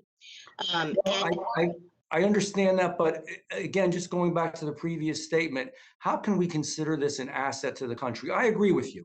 We need new immigration laws. We need to change the system. I believe in legal immigration, but should we just open our borders everywhere, or is it just in that area, in the southern border? Or how do we really approach this? Why is it bad for a nation, a sovereign nation, to have borders to protect the people who live in the nation, and then to actually put together a real legal immigration plan? But how can illegal immigration, when in fact, as we know, the illegal immigration that we have now, children are being used, children are being abused, children and women are being used as drug mules, they're being sexually attacked in order to get more people into our country. How can that be a good thing? How can that be right, even for them, when before we had agreements with the Northern Triangle, we had agreements with Mexico in which those folks were held and they were treated decently there, and we were building an actual border in our country? How can that be wrong? Countries have borders. Every country. Mexico does. Canada does. Every country we know of pretty much that speaks for itself at all has a border. How can we just let this happen? Thank you for the question. I think that we absolutely should have a border, and I'm as a lawyer myself, deeply respectful of rule of law in this country. But I do think that when we're talking about the threats facing the nation and we're prioritizing, without infinite resources, we do need to prioritize a range of threats that are posing, in my view, significantly heightened risks to American lives and prosperity. Things like the pandemic, the cyber issues that we've been discussing, those are threats that are impacting America's lives and their pocketbooks in ways that far exceed what's happening at the southern border. Do you think fentanyl is a threat to America? Fentanyl, because the numbers are geometrically growing with fentanyl. Do you believe that that is a threat? And it's all coming in on the ports of entry. We're gonna let you answer the question, but the gentleman's time has long expired. Please answer. I think fentanyl is absolutely a threat. And look, that is why it is tremendously important to have a Department of Homeland Security that is focused on taking a broader view of what it means to keep the nation secure. One of the things that I find really heartening about the conversation that we're having is that we're breaking out of focusing exclusively on terrorism as the only mission of the department. And this gets back to what Ms. Cordero and Mr. Warwick have said earlier. We have to get to a place where we're defining what it means to keep the nation secure more broadly, so that it includes all of the issues that you're raising, and so that those become part of the core mission of the department. Thank you for your time. Chair recognizes the gentleman from Missouri, Mr. Cleveland, for 5 minutes. Thank you, Mr. Chairman, and I appreciate all of the witnesses today. I have just a couple of questions that I wanted to try to deal with, if I could. And one of them is, if it's already been dealt with, Ms. Ward or anyone, frankly, we've had this increase in the number of incidents on U.S. airlines with unruly passengers. If that has already been dealt with, I'll just get a response later from some of my colleagues. But if it has not been addressed, I would appreciate it, any of you who might want to respond to that if you can. So, Representative, the issue of security aboard airlines is one that TSA takes very seriously.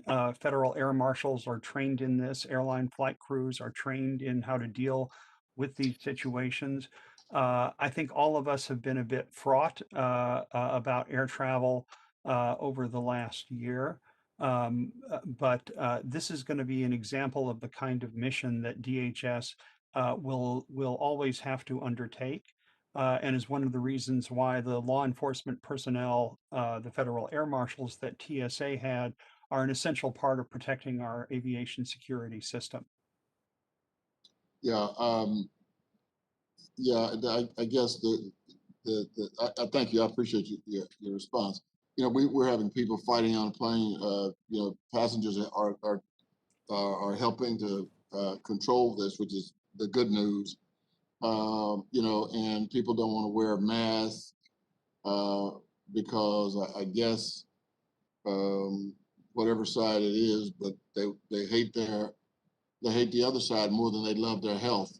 So it's a big mess.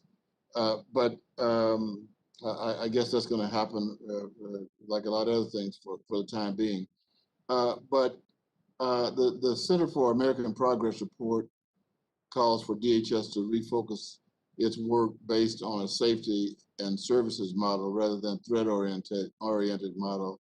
And as I understand it, a safety and service approach does not ignore or reduce or downplay the risks that threaten American security and prosperity, but it does focus, suggest we focus DHS where it is most effective and avoid duplicating the work of other federal agencies.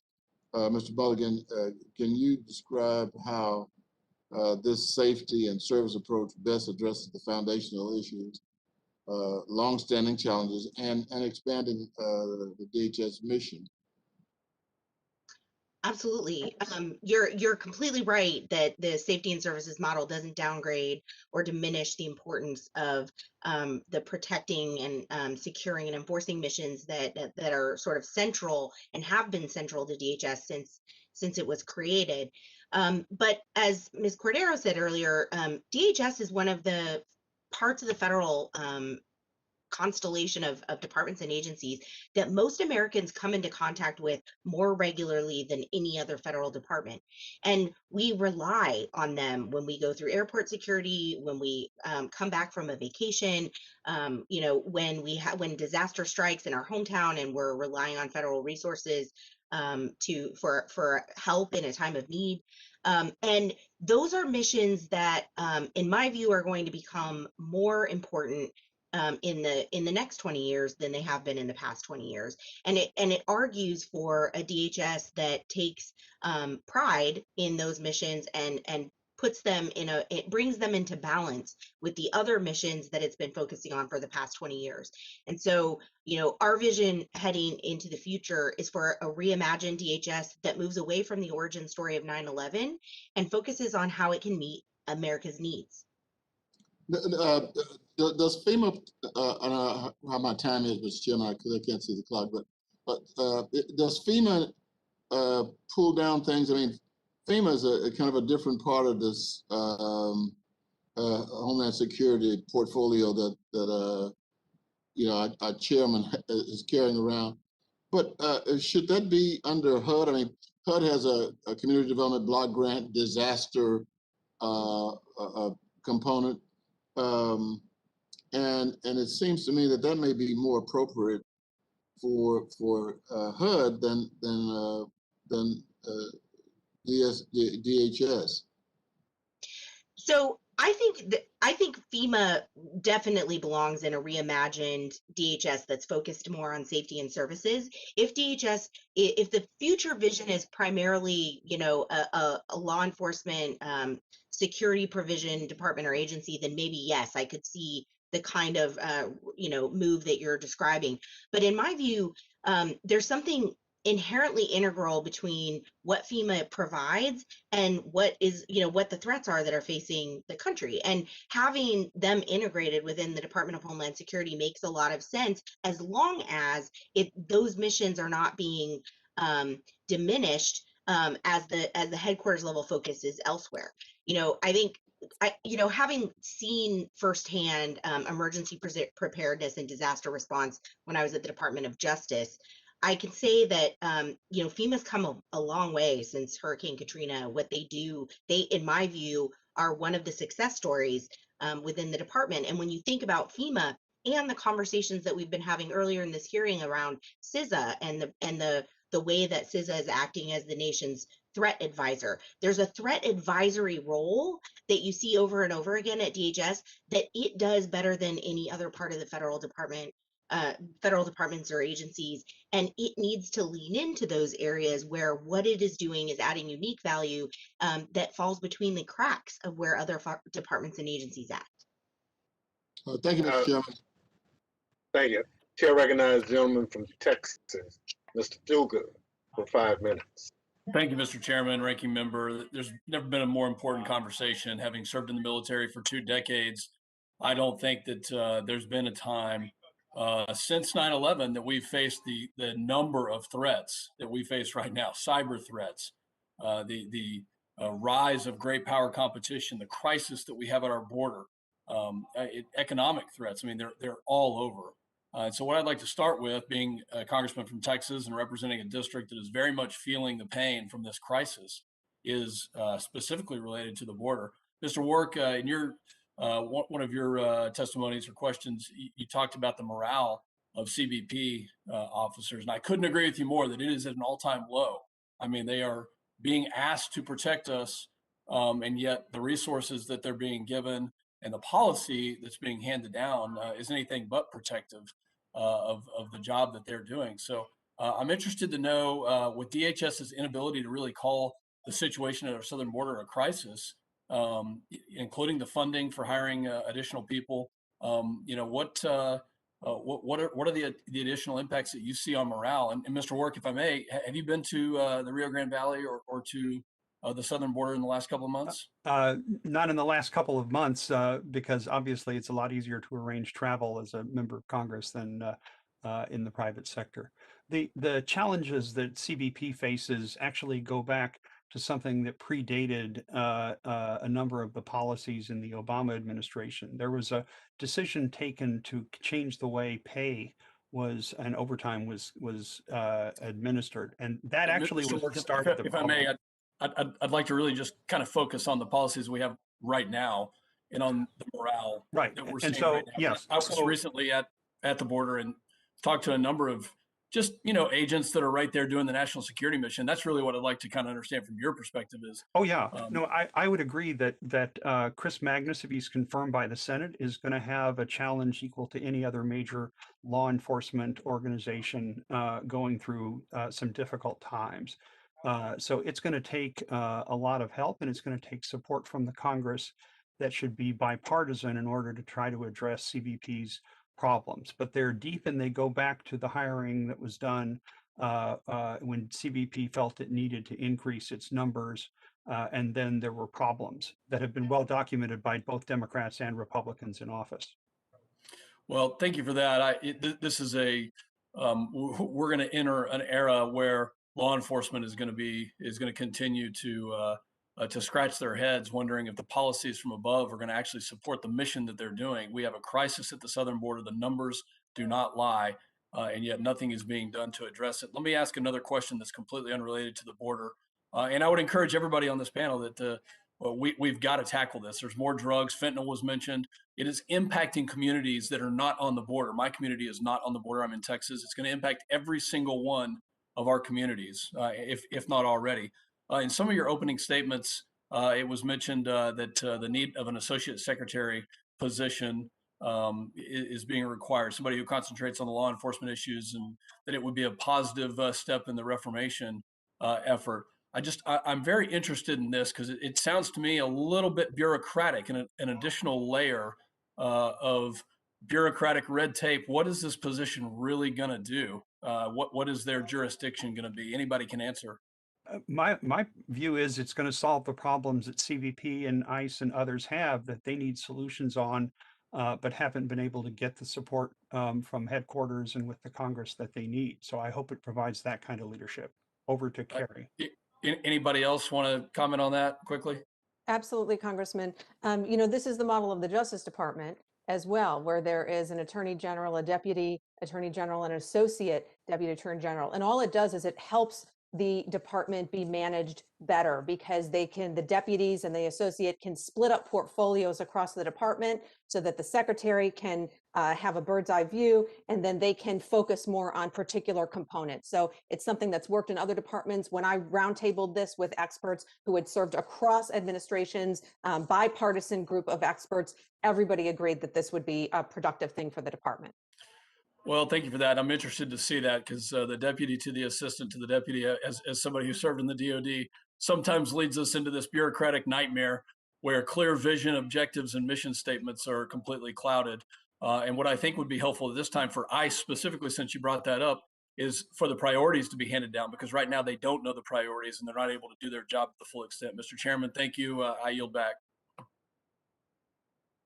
Gentleman yields back. Chair recognizes young lady from Nevada, Ms. Titus, for 5 minutes. Thank you very much, Mr. Chairman. We've heard a lot this morning about the serious problems within the workforce at DHS.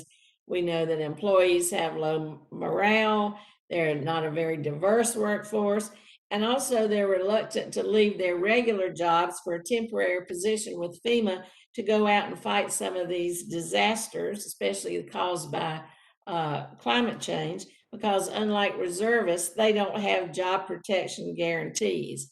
I'm working on some of these issues with the help of the chairman. For example, earlier this year, I introduced the Homeland Security Acquisition Professional Career Program Act. It's passed the House, that was last April, and it passed out of Senate committee just yesterday. It would target recruitment at HBCs, veterans organizations, and minority serving institutions. I hope that our panel, especially Mr. Cordero and I believe the two people who were employees formerly of TSA, maybe can weigh in on this, and if that will positively help the workforce, I think it will. I hope they'll agree and help us get it out of the Senate in a hurry. Another problem that we've heard about, and we've heard a lot about the border today, is the lack of the latest technology at DHS. We don't seem to be able to catch up and deal with new and emerging threats. And I'm especially thinking about unmanned aerial systems. We're seeing them more and more at the border as they come across with illegal drugs and weapons. And I wonder if you know if we are working from DHS with Department of Defense for the development of some kind of counter measure or some kind of technology to counter these operations to prevent these kinds of occurrences at the border. Because it seems like the Department of Defense does a lot of research in this area. We don't want to get siloed. We want to be able to reach across and partner and perhaps take advantage of some of that research. Representative, that does in fact go on. The instrument packages that DoD needs for its use of UAVs is actually different from DHS's. But I'm sure a technology brief would be enormously beneficial to show you some of the things that CBP professionals would like to see in future technology. You're absolutely right. This is hugely important and very leveraging and a far more effective use of scarce taxpayer dollars than some other ideas I've heard. Yeah, well, drones seem to be a special problem. It's not effective to shoot them down with a gun, but you can't shoot them with a missile, and then you've got collateral damage. So we do need some kind of technology to deal with that growing threat, I believe. Would y'all comment about the workforce and how diversifying it and this bill might be helpful?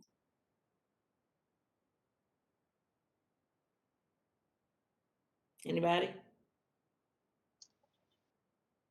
I certainly support all efforts to diversify the workforce, and I think some of the ideas that you've laid out in the bill are absolutely steps in the right direction.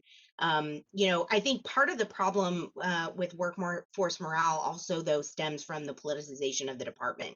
And when you are down at the southern border, as we were just hearing from a different representative, and you're talking to folks who are living it day in and day out, part of the problem isn't just what they're being asked to do, it's how it changes over time and how these issues are prioritized and then deprioritized. So having stable civilian leadership within the department is also a critical goal.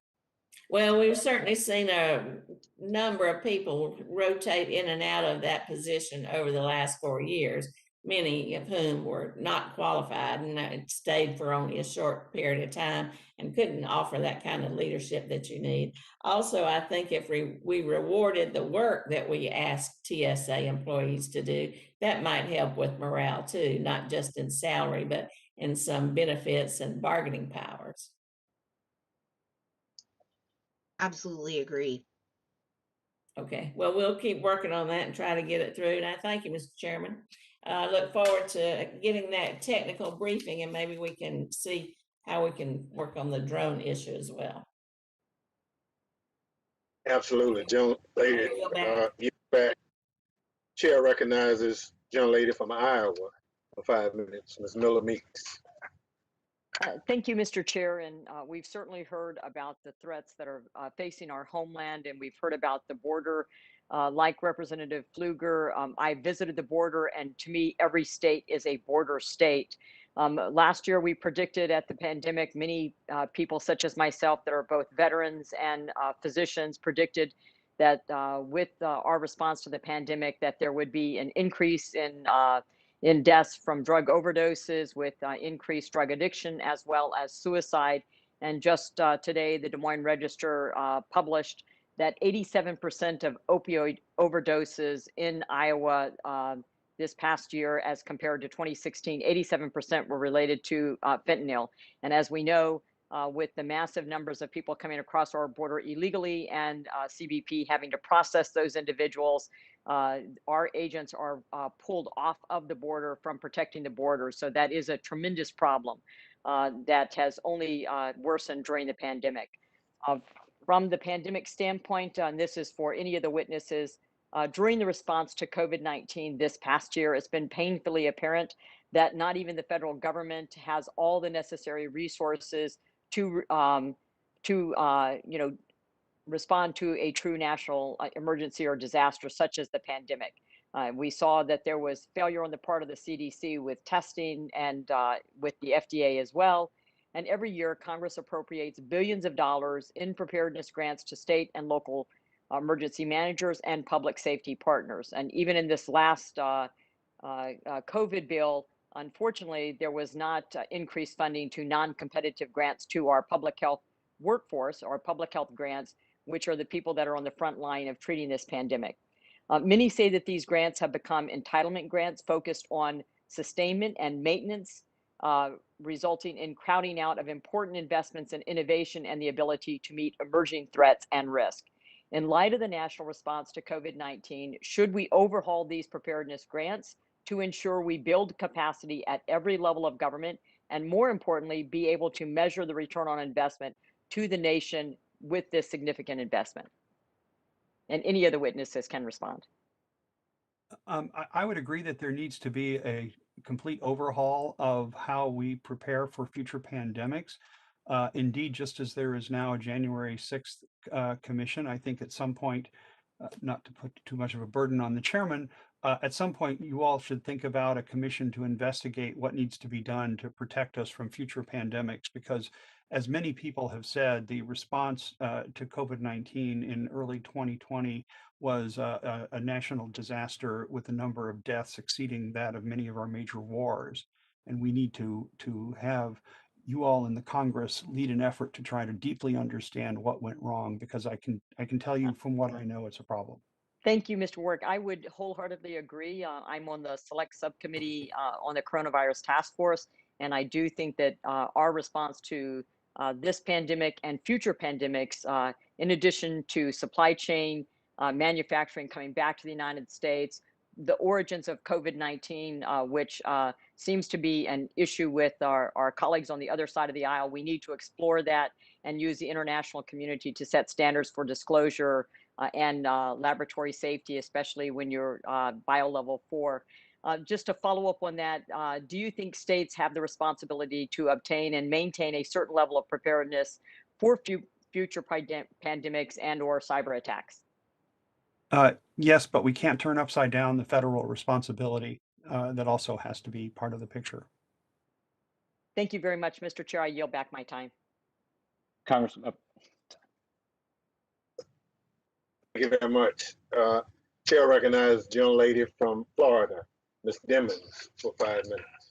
Thank you so much, Mr. Chairman, and thank you to all of our witnesses for being with us today. Ms. Mulligan, multiple administrations have struggled to improve coordination. I am particularly interested in coordination, communication, transparency between Sysa and other federal agencies that share the responsibility. We've already heard it said that we've talked about the appointment of the National Cyber Director. We've heard it said just let him be able to do his job. But despite efforts to clarify roles and responsibilities of Sysa and other agencies, coordination within federal government to promote the security and resilience of the nation's critical infrastructure is not where it needs to be. Ms. Mulligan, what more do you think Congress will need to do to ensure effective strategic interagency collaboration to address cyber threats against critical infrastructure?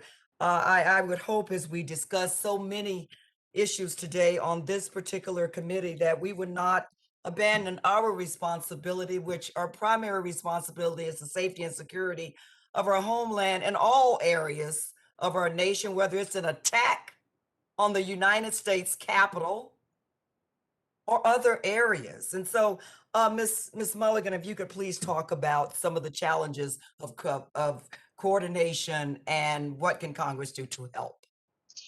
So one of the biggest issues, I've served in multiple different departments in the federal government, from the intelligence community to the Department of Justice to part of the National Security Council staff.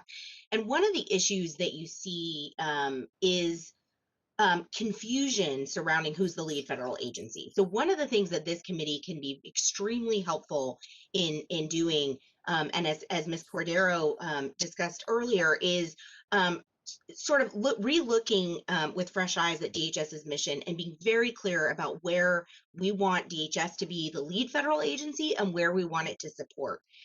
When it comes, our recommendations at the Center for American Progress are that that DHS should have the lead and be the lead federal agency in two really important areas that are central to the question you've asked.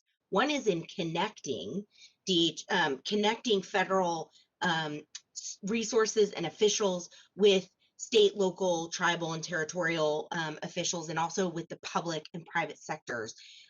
What we find is that it is often each department and agency on their own trying to make those connections. It's very confusing for the people who are the recipients of that outreach.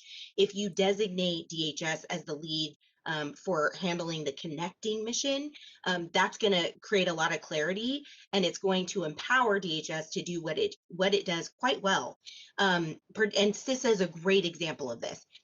The other place where I think multiple folks on the panel agree that DHS should have a larger role is around communicating. And what I mean by communicating is communicating threat information and prophylactic actions that the public and private sector can take with companies, the American people. Being the lead communicator about threat information is a really important way for DHS to invest in the resilience that you were just talking about. Thank you so much, Ms. Mulligan. Mr. Warwick, climate change is driving the frequency, size, impact, and complexity of a range of natural disasters, including storms, floods, droughts, wildfires. Of course, this places an additional burden on FEMA, as you can imagine. As these disasters become more complex, their cascading effect becomes more unpredictable and thereby stresses the entire Homeland Security enterprise. I do believe they are directly related. Can you please describe the strategy DHS needs to use to address the security implications of climate change? So it's not DHS's mission, Representative Demings, to lower global temperatures, but it is DHS's mission to make sure that extreme weather, hurricanes, floods, wildfires do not jeopardize American lives and American infrastructure. That means working closely with state and local governments to make sure that codes are up to spec, that they have emergency assistance when they need it, but it especially is important that we design for resilience, that all of the things that government does that touches our lives is done with an effort to try to protect us so that when one of these kinds of disasters occurs, it doesn't harm people, it doesn't destroy the infrastructure of our country. Thank you so much, Mr. Warwick. Mr. Chairman, I yield back. Thank you, young lady yields back.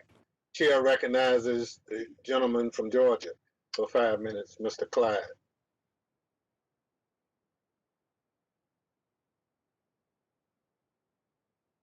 Unmute myself. Oh, there we go. All right. Thank you, Mr. Chairman. I want to follow up on my colleague from Texas's excellent comments. We talk about morale within DHS hitting the bottom, and I would certainly agree. It's completely clear that when an agency's important work doesn't get support from top leadership, especially political leadership, morale suffers. So we can start by stopping the negative comments about ICE, about Border Patrol, about CBP, etc., when they are just trying to do their job and follow the law. When politicians purposefully degrade them and threaten to defund them, of course it's going to negatively impact morale. We should be supporting DHS efforts to follow the law, like continuing the construction of the border wall, which was written into the law by Congress. but instead this administration is countering that law by executive order, and the result is a Biden border crisis. So now to Ms. Cordero, I have a question for you. In your briefing paper published by the Center for New American Security and called the Department of Homeland Security Priorities and Reform, you suggested, and I quote, DHS border security and law enforcement activities should correspond to components, authorized missions, and refreshed departmental priorities driven by legitimate security and safety threats and needs. House and Senate Democrats have repeatedly called for defunding ICE and CBP, yet border agents have intercepted known terrorists, gang members, sexual predators, and interdicted thousands of pounds of illicit drugs and even some weapons. According to data published in June by CBP, nationwide drug seizures were up 18% in May of 2021 over April of 2021. Seizures of methamphetamines increased 53%. Seizures of heroin increased 7%. Seizures of fentanyl increased 9%. In addition, 7,450 pounds of fentanyl have been seized so far this fiscal year as of the end of May, far surpassing the 4,700 pounds seized in all of fiscal year 2020. So a question for you, Ms. Cordero, just yes or no, do you agree that there is a legitimate security and safety threat at the southwestern border? Thanks for the question, Congressman. I agree that the border presents a current challenge for immigration and border security. I think that they're in the political dialogue surrounding the border issues, that there has been a melding of issues between those individuals who are seeking to cross the border for that present an actual security threat versus those individuals who seek to enter the border for other reasons, fleeing the circumstances that they're in, and that becomes a law enforcement issue. So I think there's a distinction between. Then please. So yes, so I'm assuming that's a yes, that you do agree there is a legitimate security and safety threat at the southwestern border. So I agree that border security can present security issues. I don't necessarily agree that every individual crossing the border is a national security threat.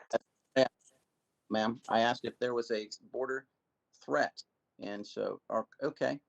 Now I want to transition. I want to commend Sysa on launching their new website, stopransomware.gov. I believe that launched today, and very, very thankful for that. I think that will do a lot for private enterprise.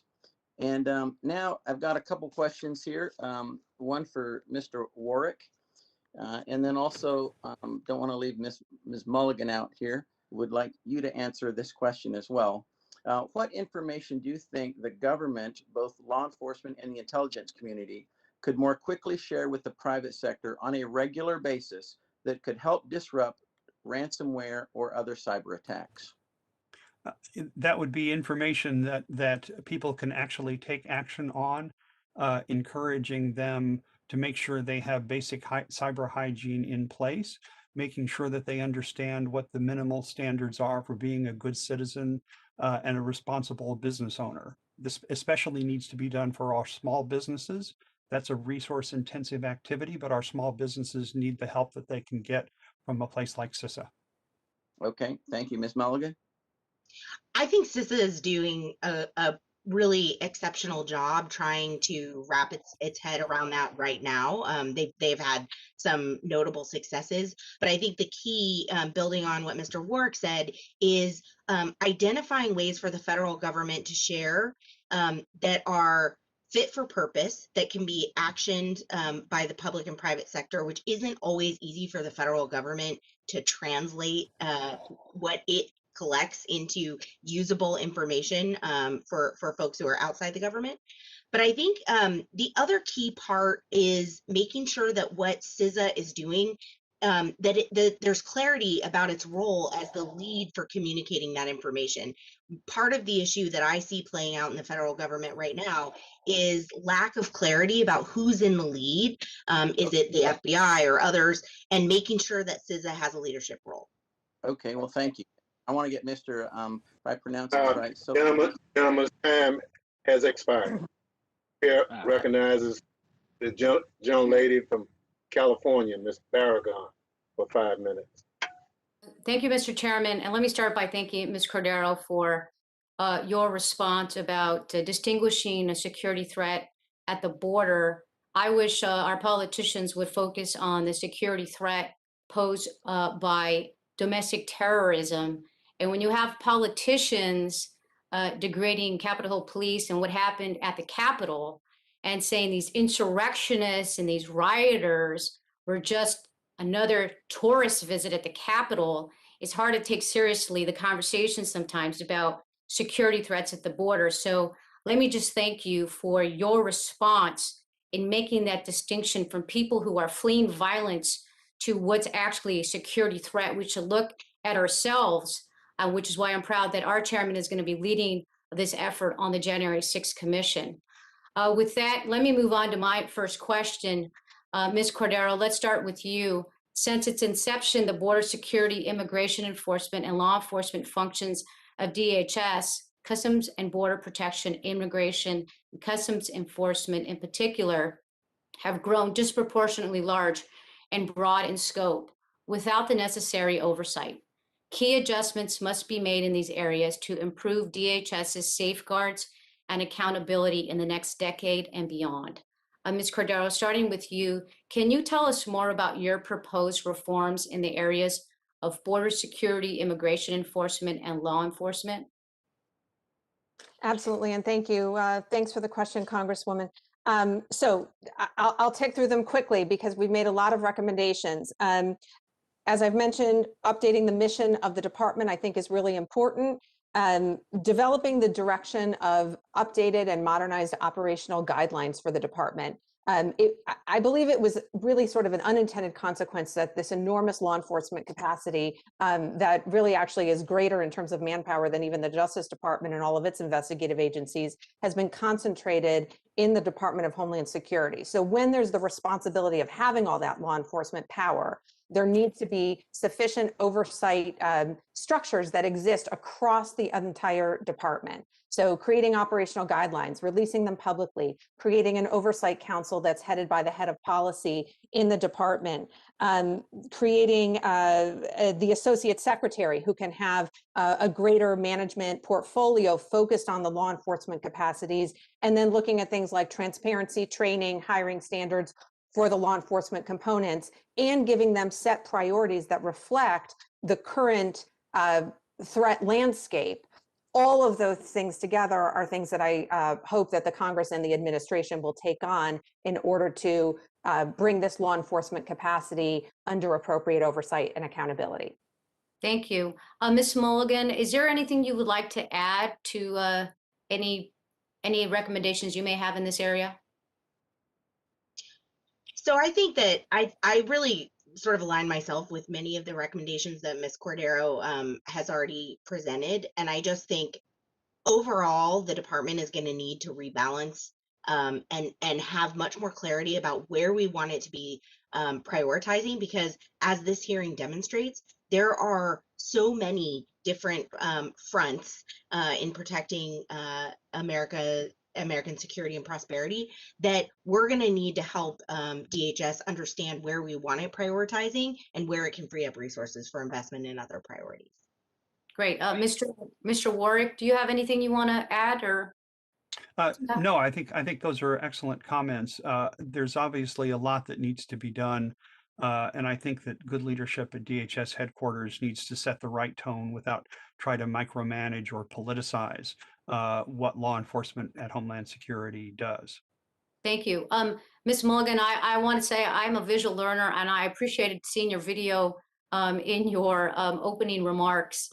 I think it was a great way to kind of show what's needed and the balance as was put in there. Can you further in the last 30 seconds explain your recommendations for DHS to focus on a more public service oriented model and how it would fit within the larger role as the federal incidents response leader? Great. Well, thank you for that question. And I'm very glad to hear that the video is useful. It's been a labor of love for us to try to illustrate what a reimagined DHS might look like. I think the important thing to remember about DHS is that many of the missions that we're advocating for it to focus additional attention on are missions the department already has. They are things that the department is regularly engaging in the facilitation of goods and travel, goods and travel across the borders. It's regularly involved in communicating threat information and doing sort of serving as the nation's sort of crisis response through FEMA. And what we're arguing is that those missions are being de-emphasized and deprioritized, or have been in the past, and a disproportionate amount of headquarters level focus has been really on what are essentially political priorities, enforcement at the southern border, and this focus on counterterrorism that we think is a bit out of sync with today's threat picture. And so it seems very ripe at this point, nearing the 20-year anniversary of DHS's creation, to bring its missions and priorities into better balance with what we actually want it to be doing. And so it's those first order questions about what we need from DHS and how that's changed in the last 20 years that we think is perfect for this committee to be focused on. Thank you so much. My time has expired, Mr. Chairman. I yield back. Gentlelady yields back. Chair recognizes the gentleman from New York, Ms. Garbarino, for 5 minutes. Thank you, Mr. Chairman. And also thank you to the ranking member for putting this hearing together. My first question is for Mr. Salufo, and we'll see what the other witnesses have to say after you have to say. But specifically, I want to know what you think about what overlap do you see between the Office of Intelligence and Analysis and the Office of Operations Coordination? How is DHS ensuring that these offices are not duplicative and are performing worthwhile functions? Do you think they would be better equipped to coordinate and information share as one integrated unit? Congressman Garbarino, firstly, go Islanders, I hope, my team from home. So, no, I think you raise a great question there. And I'm a little dated in terms of some of the headquarter functions, but anywhere where you can see. So one big takeaway in terms of DHS is they have not clearly delineated and defined the Office of the Secretary. So if you were to compare, say, DHS with DOD or even Department of State, there's a much greater awareness in terms of what the Office of the Secretary can drive and work on. And part of that is because it's a collage. Some called it the island of misfit toys. I don't look at it that way. It was a collage of 22 really different but unique agencies and departments. So I do think we need to be looking for any opportunities where we can streamline, we can enhance efficiency, and most importantly, coherence. One of the things that I'm pushing on, which we haven't discussed today, is around economic security and DHS's important role from a supply chain perspective. Here you have an opportunity, given every one of the components touches this issue in one way or another, to streamline that and focus it. So long-winded way of saying, yes, but I would need to look at it a little more closely. Sure. I appreciate that. I guess we'll go to Ms. Cordero if you have anything to add. I do, Congressman. Thank you. On intelligence and analysis in particular. So under our project, we commissioned earlier this year a paper that was written by Adjunct Senior Fellow Christian Beckner, and he took a deep dive into INA and basically proposed for Congress two different models. Either go big or go small, because right now INA is not making anybody happy. It has, there's expectations, but its authorities don't match the expectations that we have for it as far as assembling intelligence information and providing warnings. So the go big model would be resource it more, give it more authority to be able to conduct intelligence analysis across a wider range of activities and threats. The other model would be to go much smaller and have it perform more like INR at the State Department, where it really is just services, the secretary and other policy members, and have that deconfliction with Sysa. Let Sysa do their own intelligence reporting on cyber threats, and INA be more tailored to serving the needs of the policymakers. They're very different proposals, but our assessment is that Congress should take a deeper look at this and pick one and then go with it so that we help INA move into its sort of next iteration where it can be more productive. I appreciate that, and I'll have to take a look at that that study or that paper that you're talking about. Ms. Mulligan or Mr. Wark, anything further? Yeah, so I first want to thank you, Representative, for being the first person who's mentioned the Operations Coordination Office, which gets no attention. And in fact, it's, I think, one of the, even more than INA, needs to be either a go big or go small type of enterprise. It runs the Operations Center that INA staffs. That's why they seem to have similar functions. But INA is the classic EO 12333 intelligence organization with special authorities and capabilities that Ops does not have. And exactly as Carrie says, INA exists to serve not just the secretary, but also the state and local fusion centers, as well as all other DHS personnel who need intelligence analysis. Great. I appreciate that. And Ms. Mulligan, anything to add, or did we beat this horse? No, I think we're all speaking in unison here. I mean, this really is a place where it either needs to be have the bigger mission, or it needs to be more tailored to focus on filling a specific need that isn't being met elsewhere in the government. But trying to straddle both worlds isn't working, and I think it's an area that's ripe for a refresh. I love when everybody agrees. This is great. Congressman, can I add one minor point just because it's historically relevant? So when we initially stood up the Department of Homeland Security from the White House, there was the intent to marry up the Office of Intelligence with Infrastructure Protection, what was then NPPD and is now Cisa. So it started on a different footing because in between that, there was the establishment of the National Counterterrorism Center, which obviously played a much bigger role, especially the DSOP function, to be able to support some of these missions. So in some ways, INA started off in a very awkward kind of way, just for what it's worth. And I think now is the time where you can start looking to whether or not we need to right-size it, grow it, but do it in a way that doesn't compete with the FBI and the broader interagency, because quite honestly, they do some of this a lot better. Or narrowly focus it and then let some of the components take on some of their unique subject matter areas, whether it's CBP and the border or Sysa vis-a-vis the latest and greatest Chinese or Russian malware. So sorry, I just wanted to appreciate that, and I yield back. I'm out of time. Thank you, though. Thank you. Typical New Yorker, take more time, but we appreciate it. Chair recognizes another New Yorker, Mr. Torres, for 5 minutes.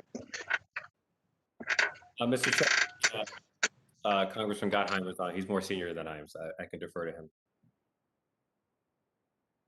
Oh, are you sure, Mr. Torres? Yep, happy to. Okay. Those are the okay. Thanks. Mr. Thompson, is that okay? Since he's the vice chair, I'll let him go with this one, but go ahead, Mr. Gottheimer. Thank you, Mr. Torres. And I thought you, Mr. Chairman, you were going to call me a New Yorker, which would, of course, been deeply insulting. And as long as you compared me to Mr. Garbarino, that would even be worse. I just appreciate you organizing this important hearing to discuss how we can strengthen the Department of Homeland Security to better confront new and emerging threats and challenges. As we know, the department was established in 2002 in the aftermath of terrorist attacks on September 11th, as was just mentioned, with a necessary focus on countering threats mostly from foreign terrorist groups. Today, nearly 2 decades later, the threat landscape looks quite different. For instance, we've seen the rise of a diffuse domestic and homegrown terrorist movement, especially white supremacists and other racially or ethnically motivated violent extremists, which, as Director Wray has testified, quote, were the primary source of ideologically motivated lethal incidents.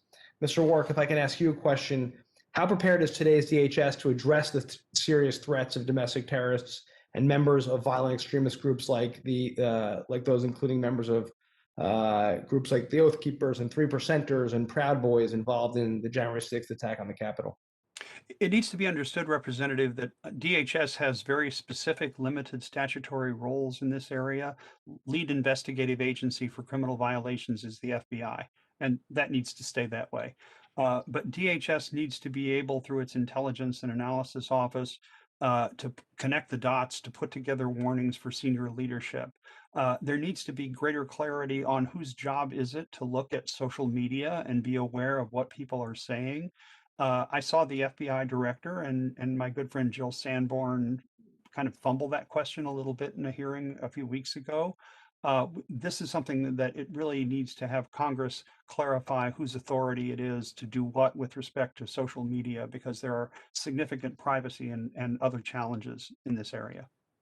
Related to that, is there something that you would change the way DHS is structured to help protect us from this threat?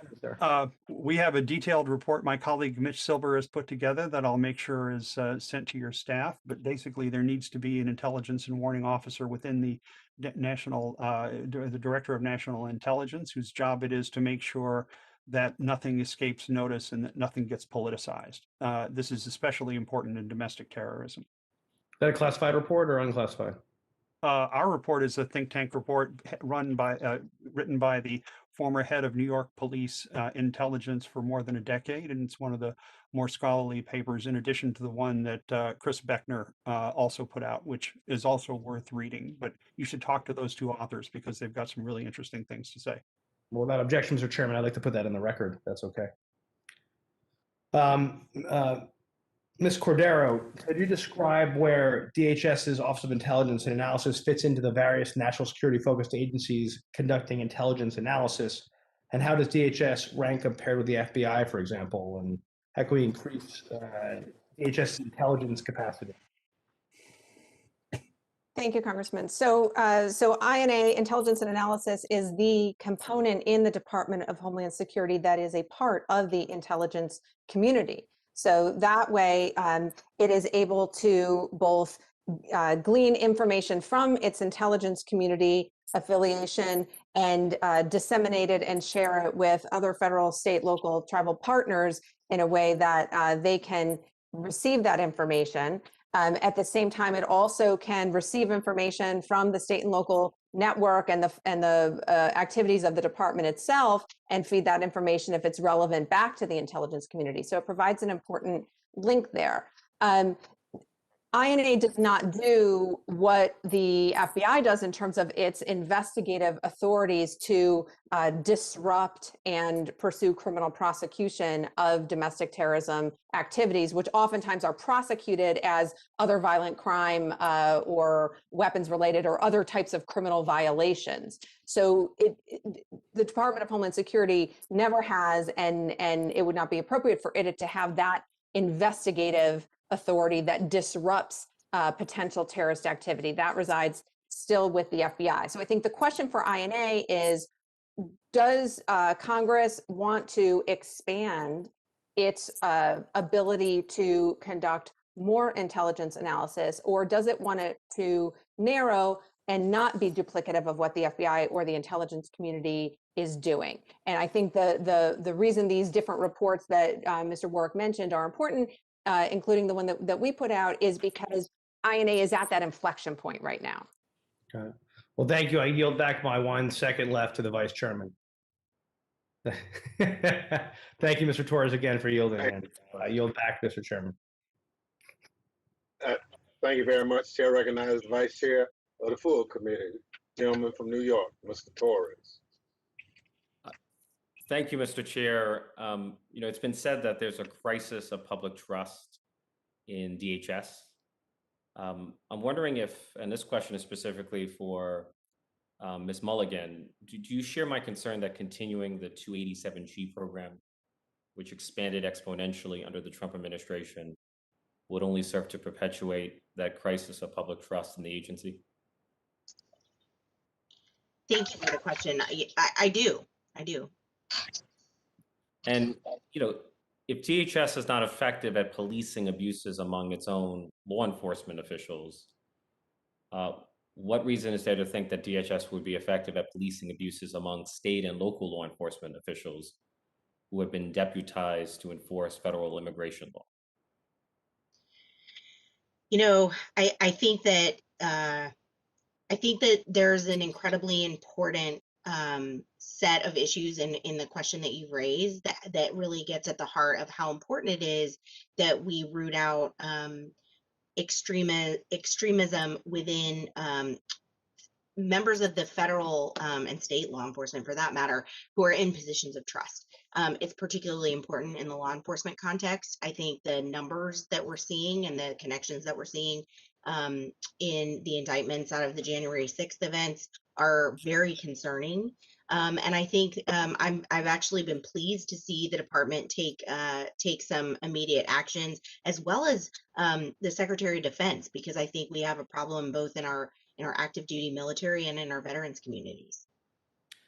You know, I served in the New York City Council where we had oversight over the NYPD, which is a paramilitary force unto itself. And what we often found was there was a small subset of officers who drove a disproportionate share of abuse.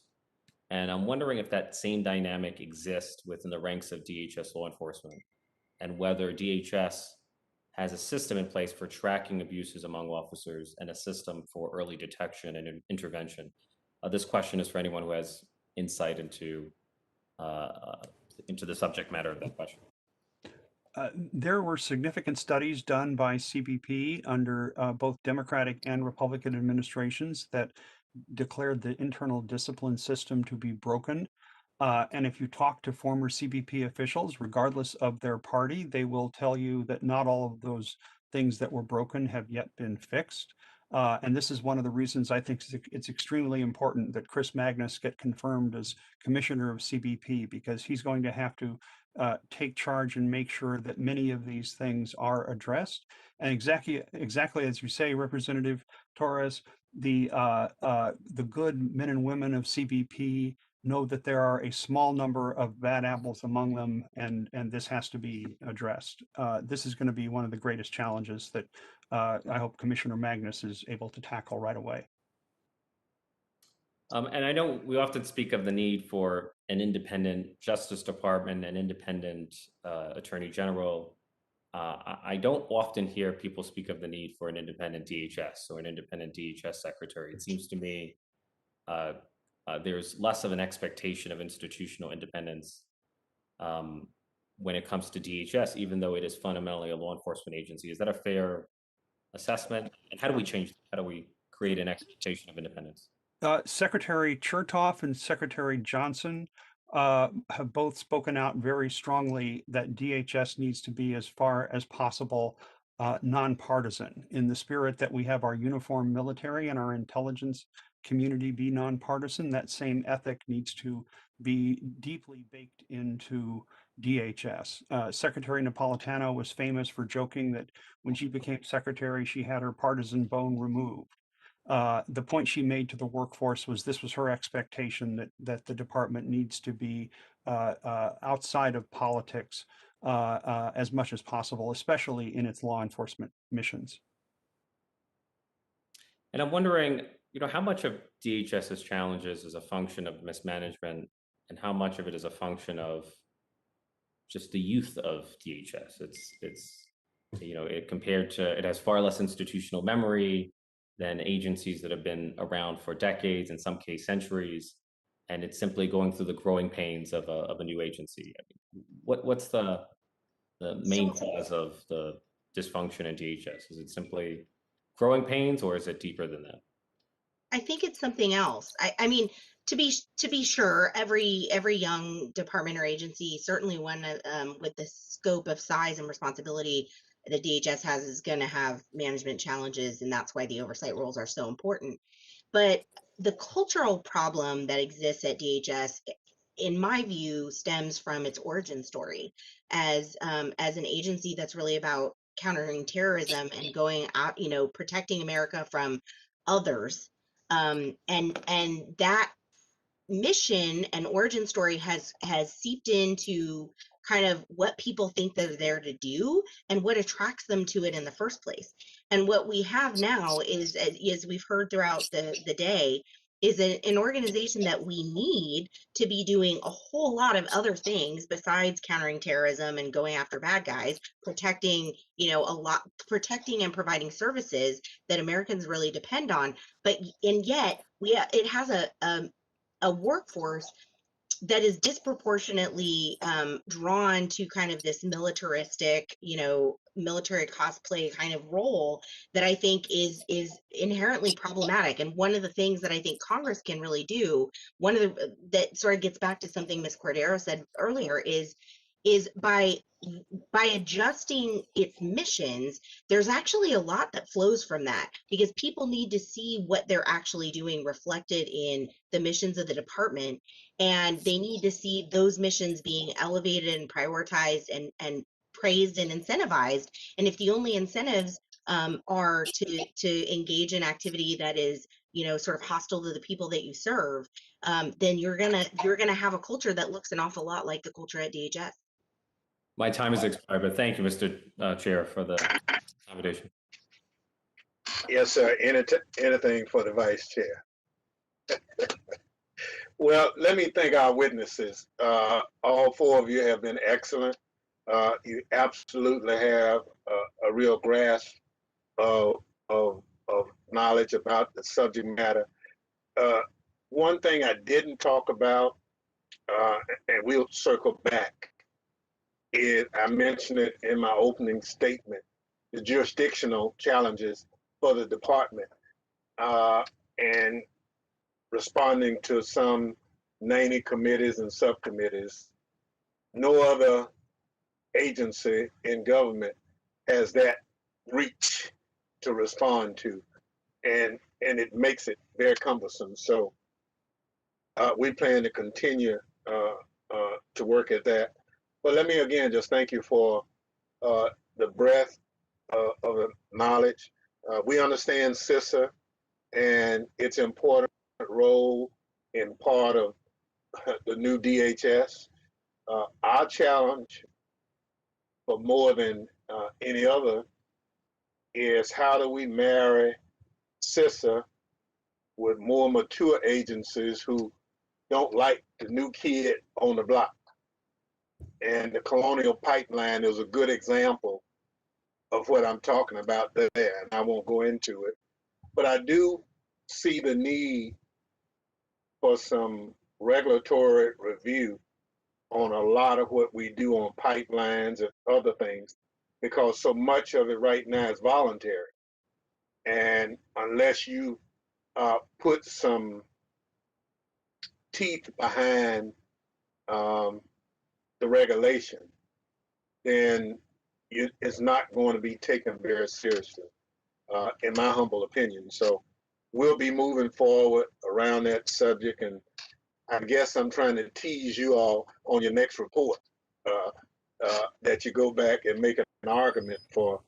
But now let me thank you for your testimony and the members for their questions. The members of the committee may have additional questions for the witnesses, and we ask that you respond expeditiously in writing.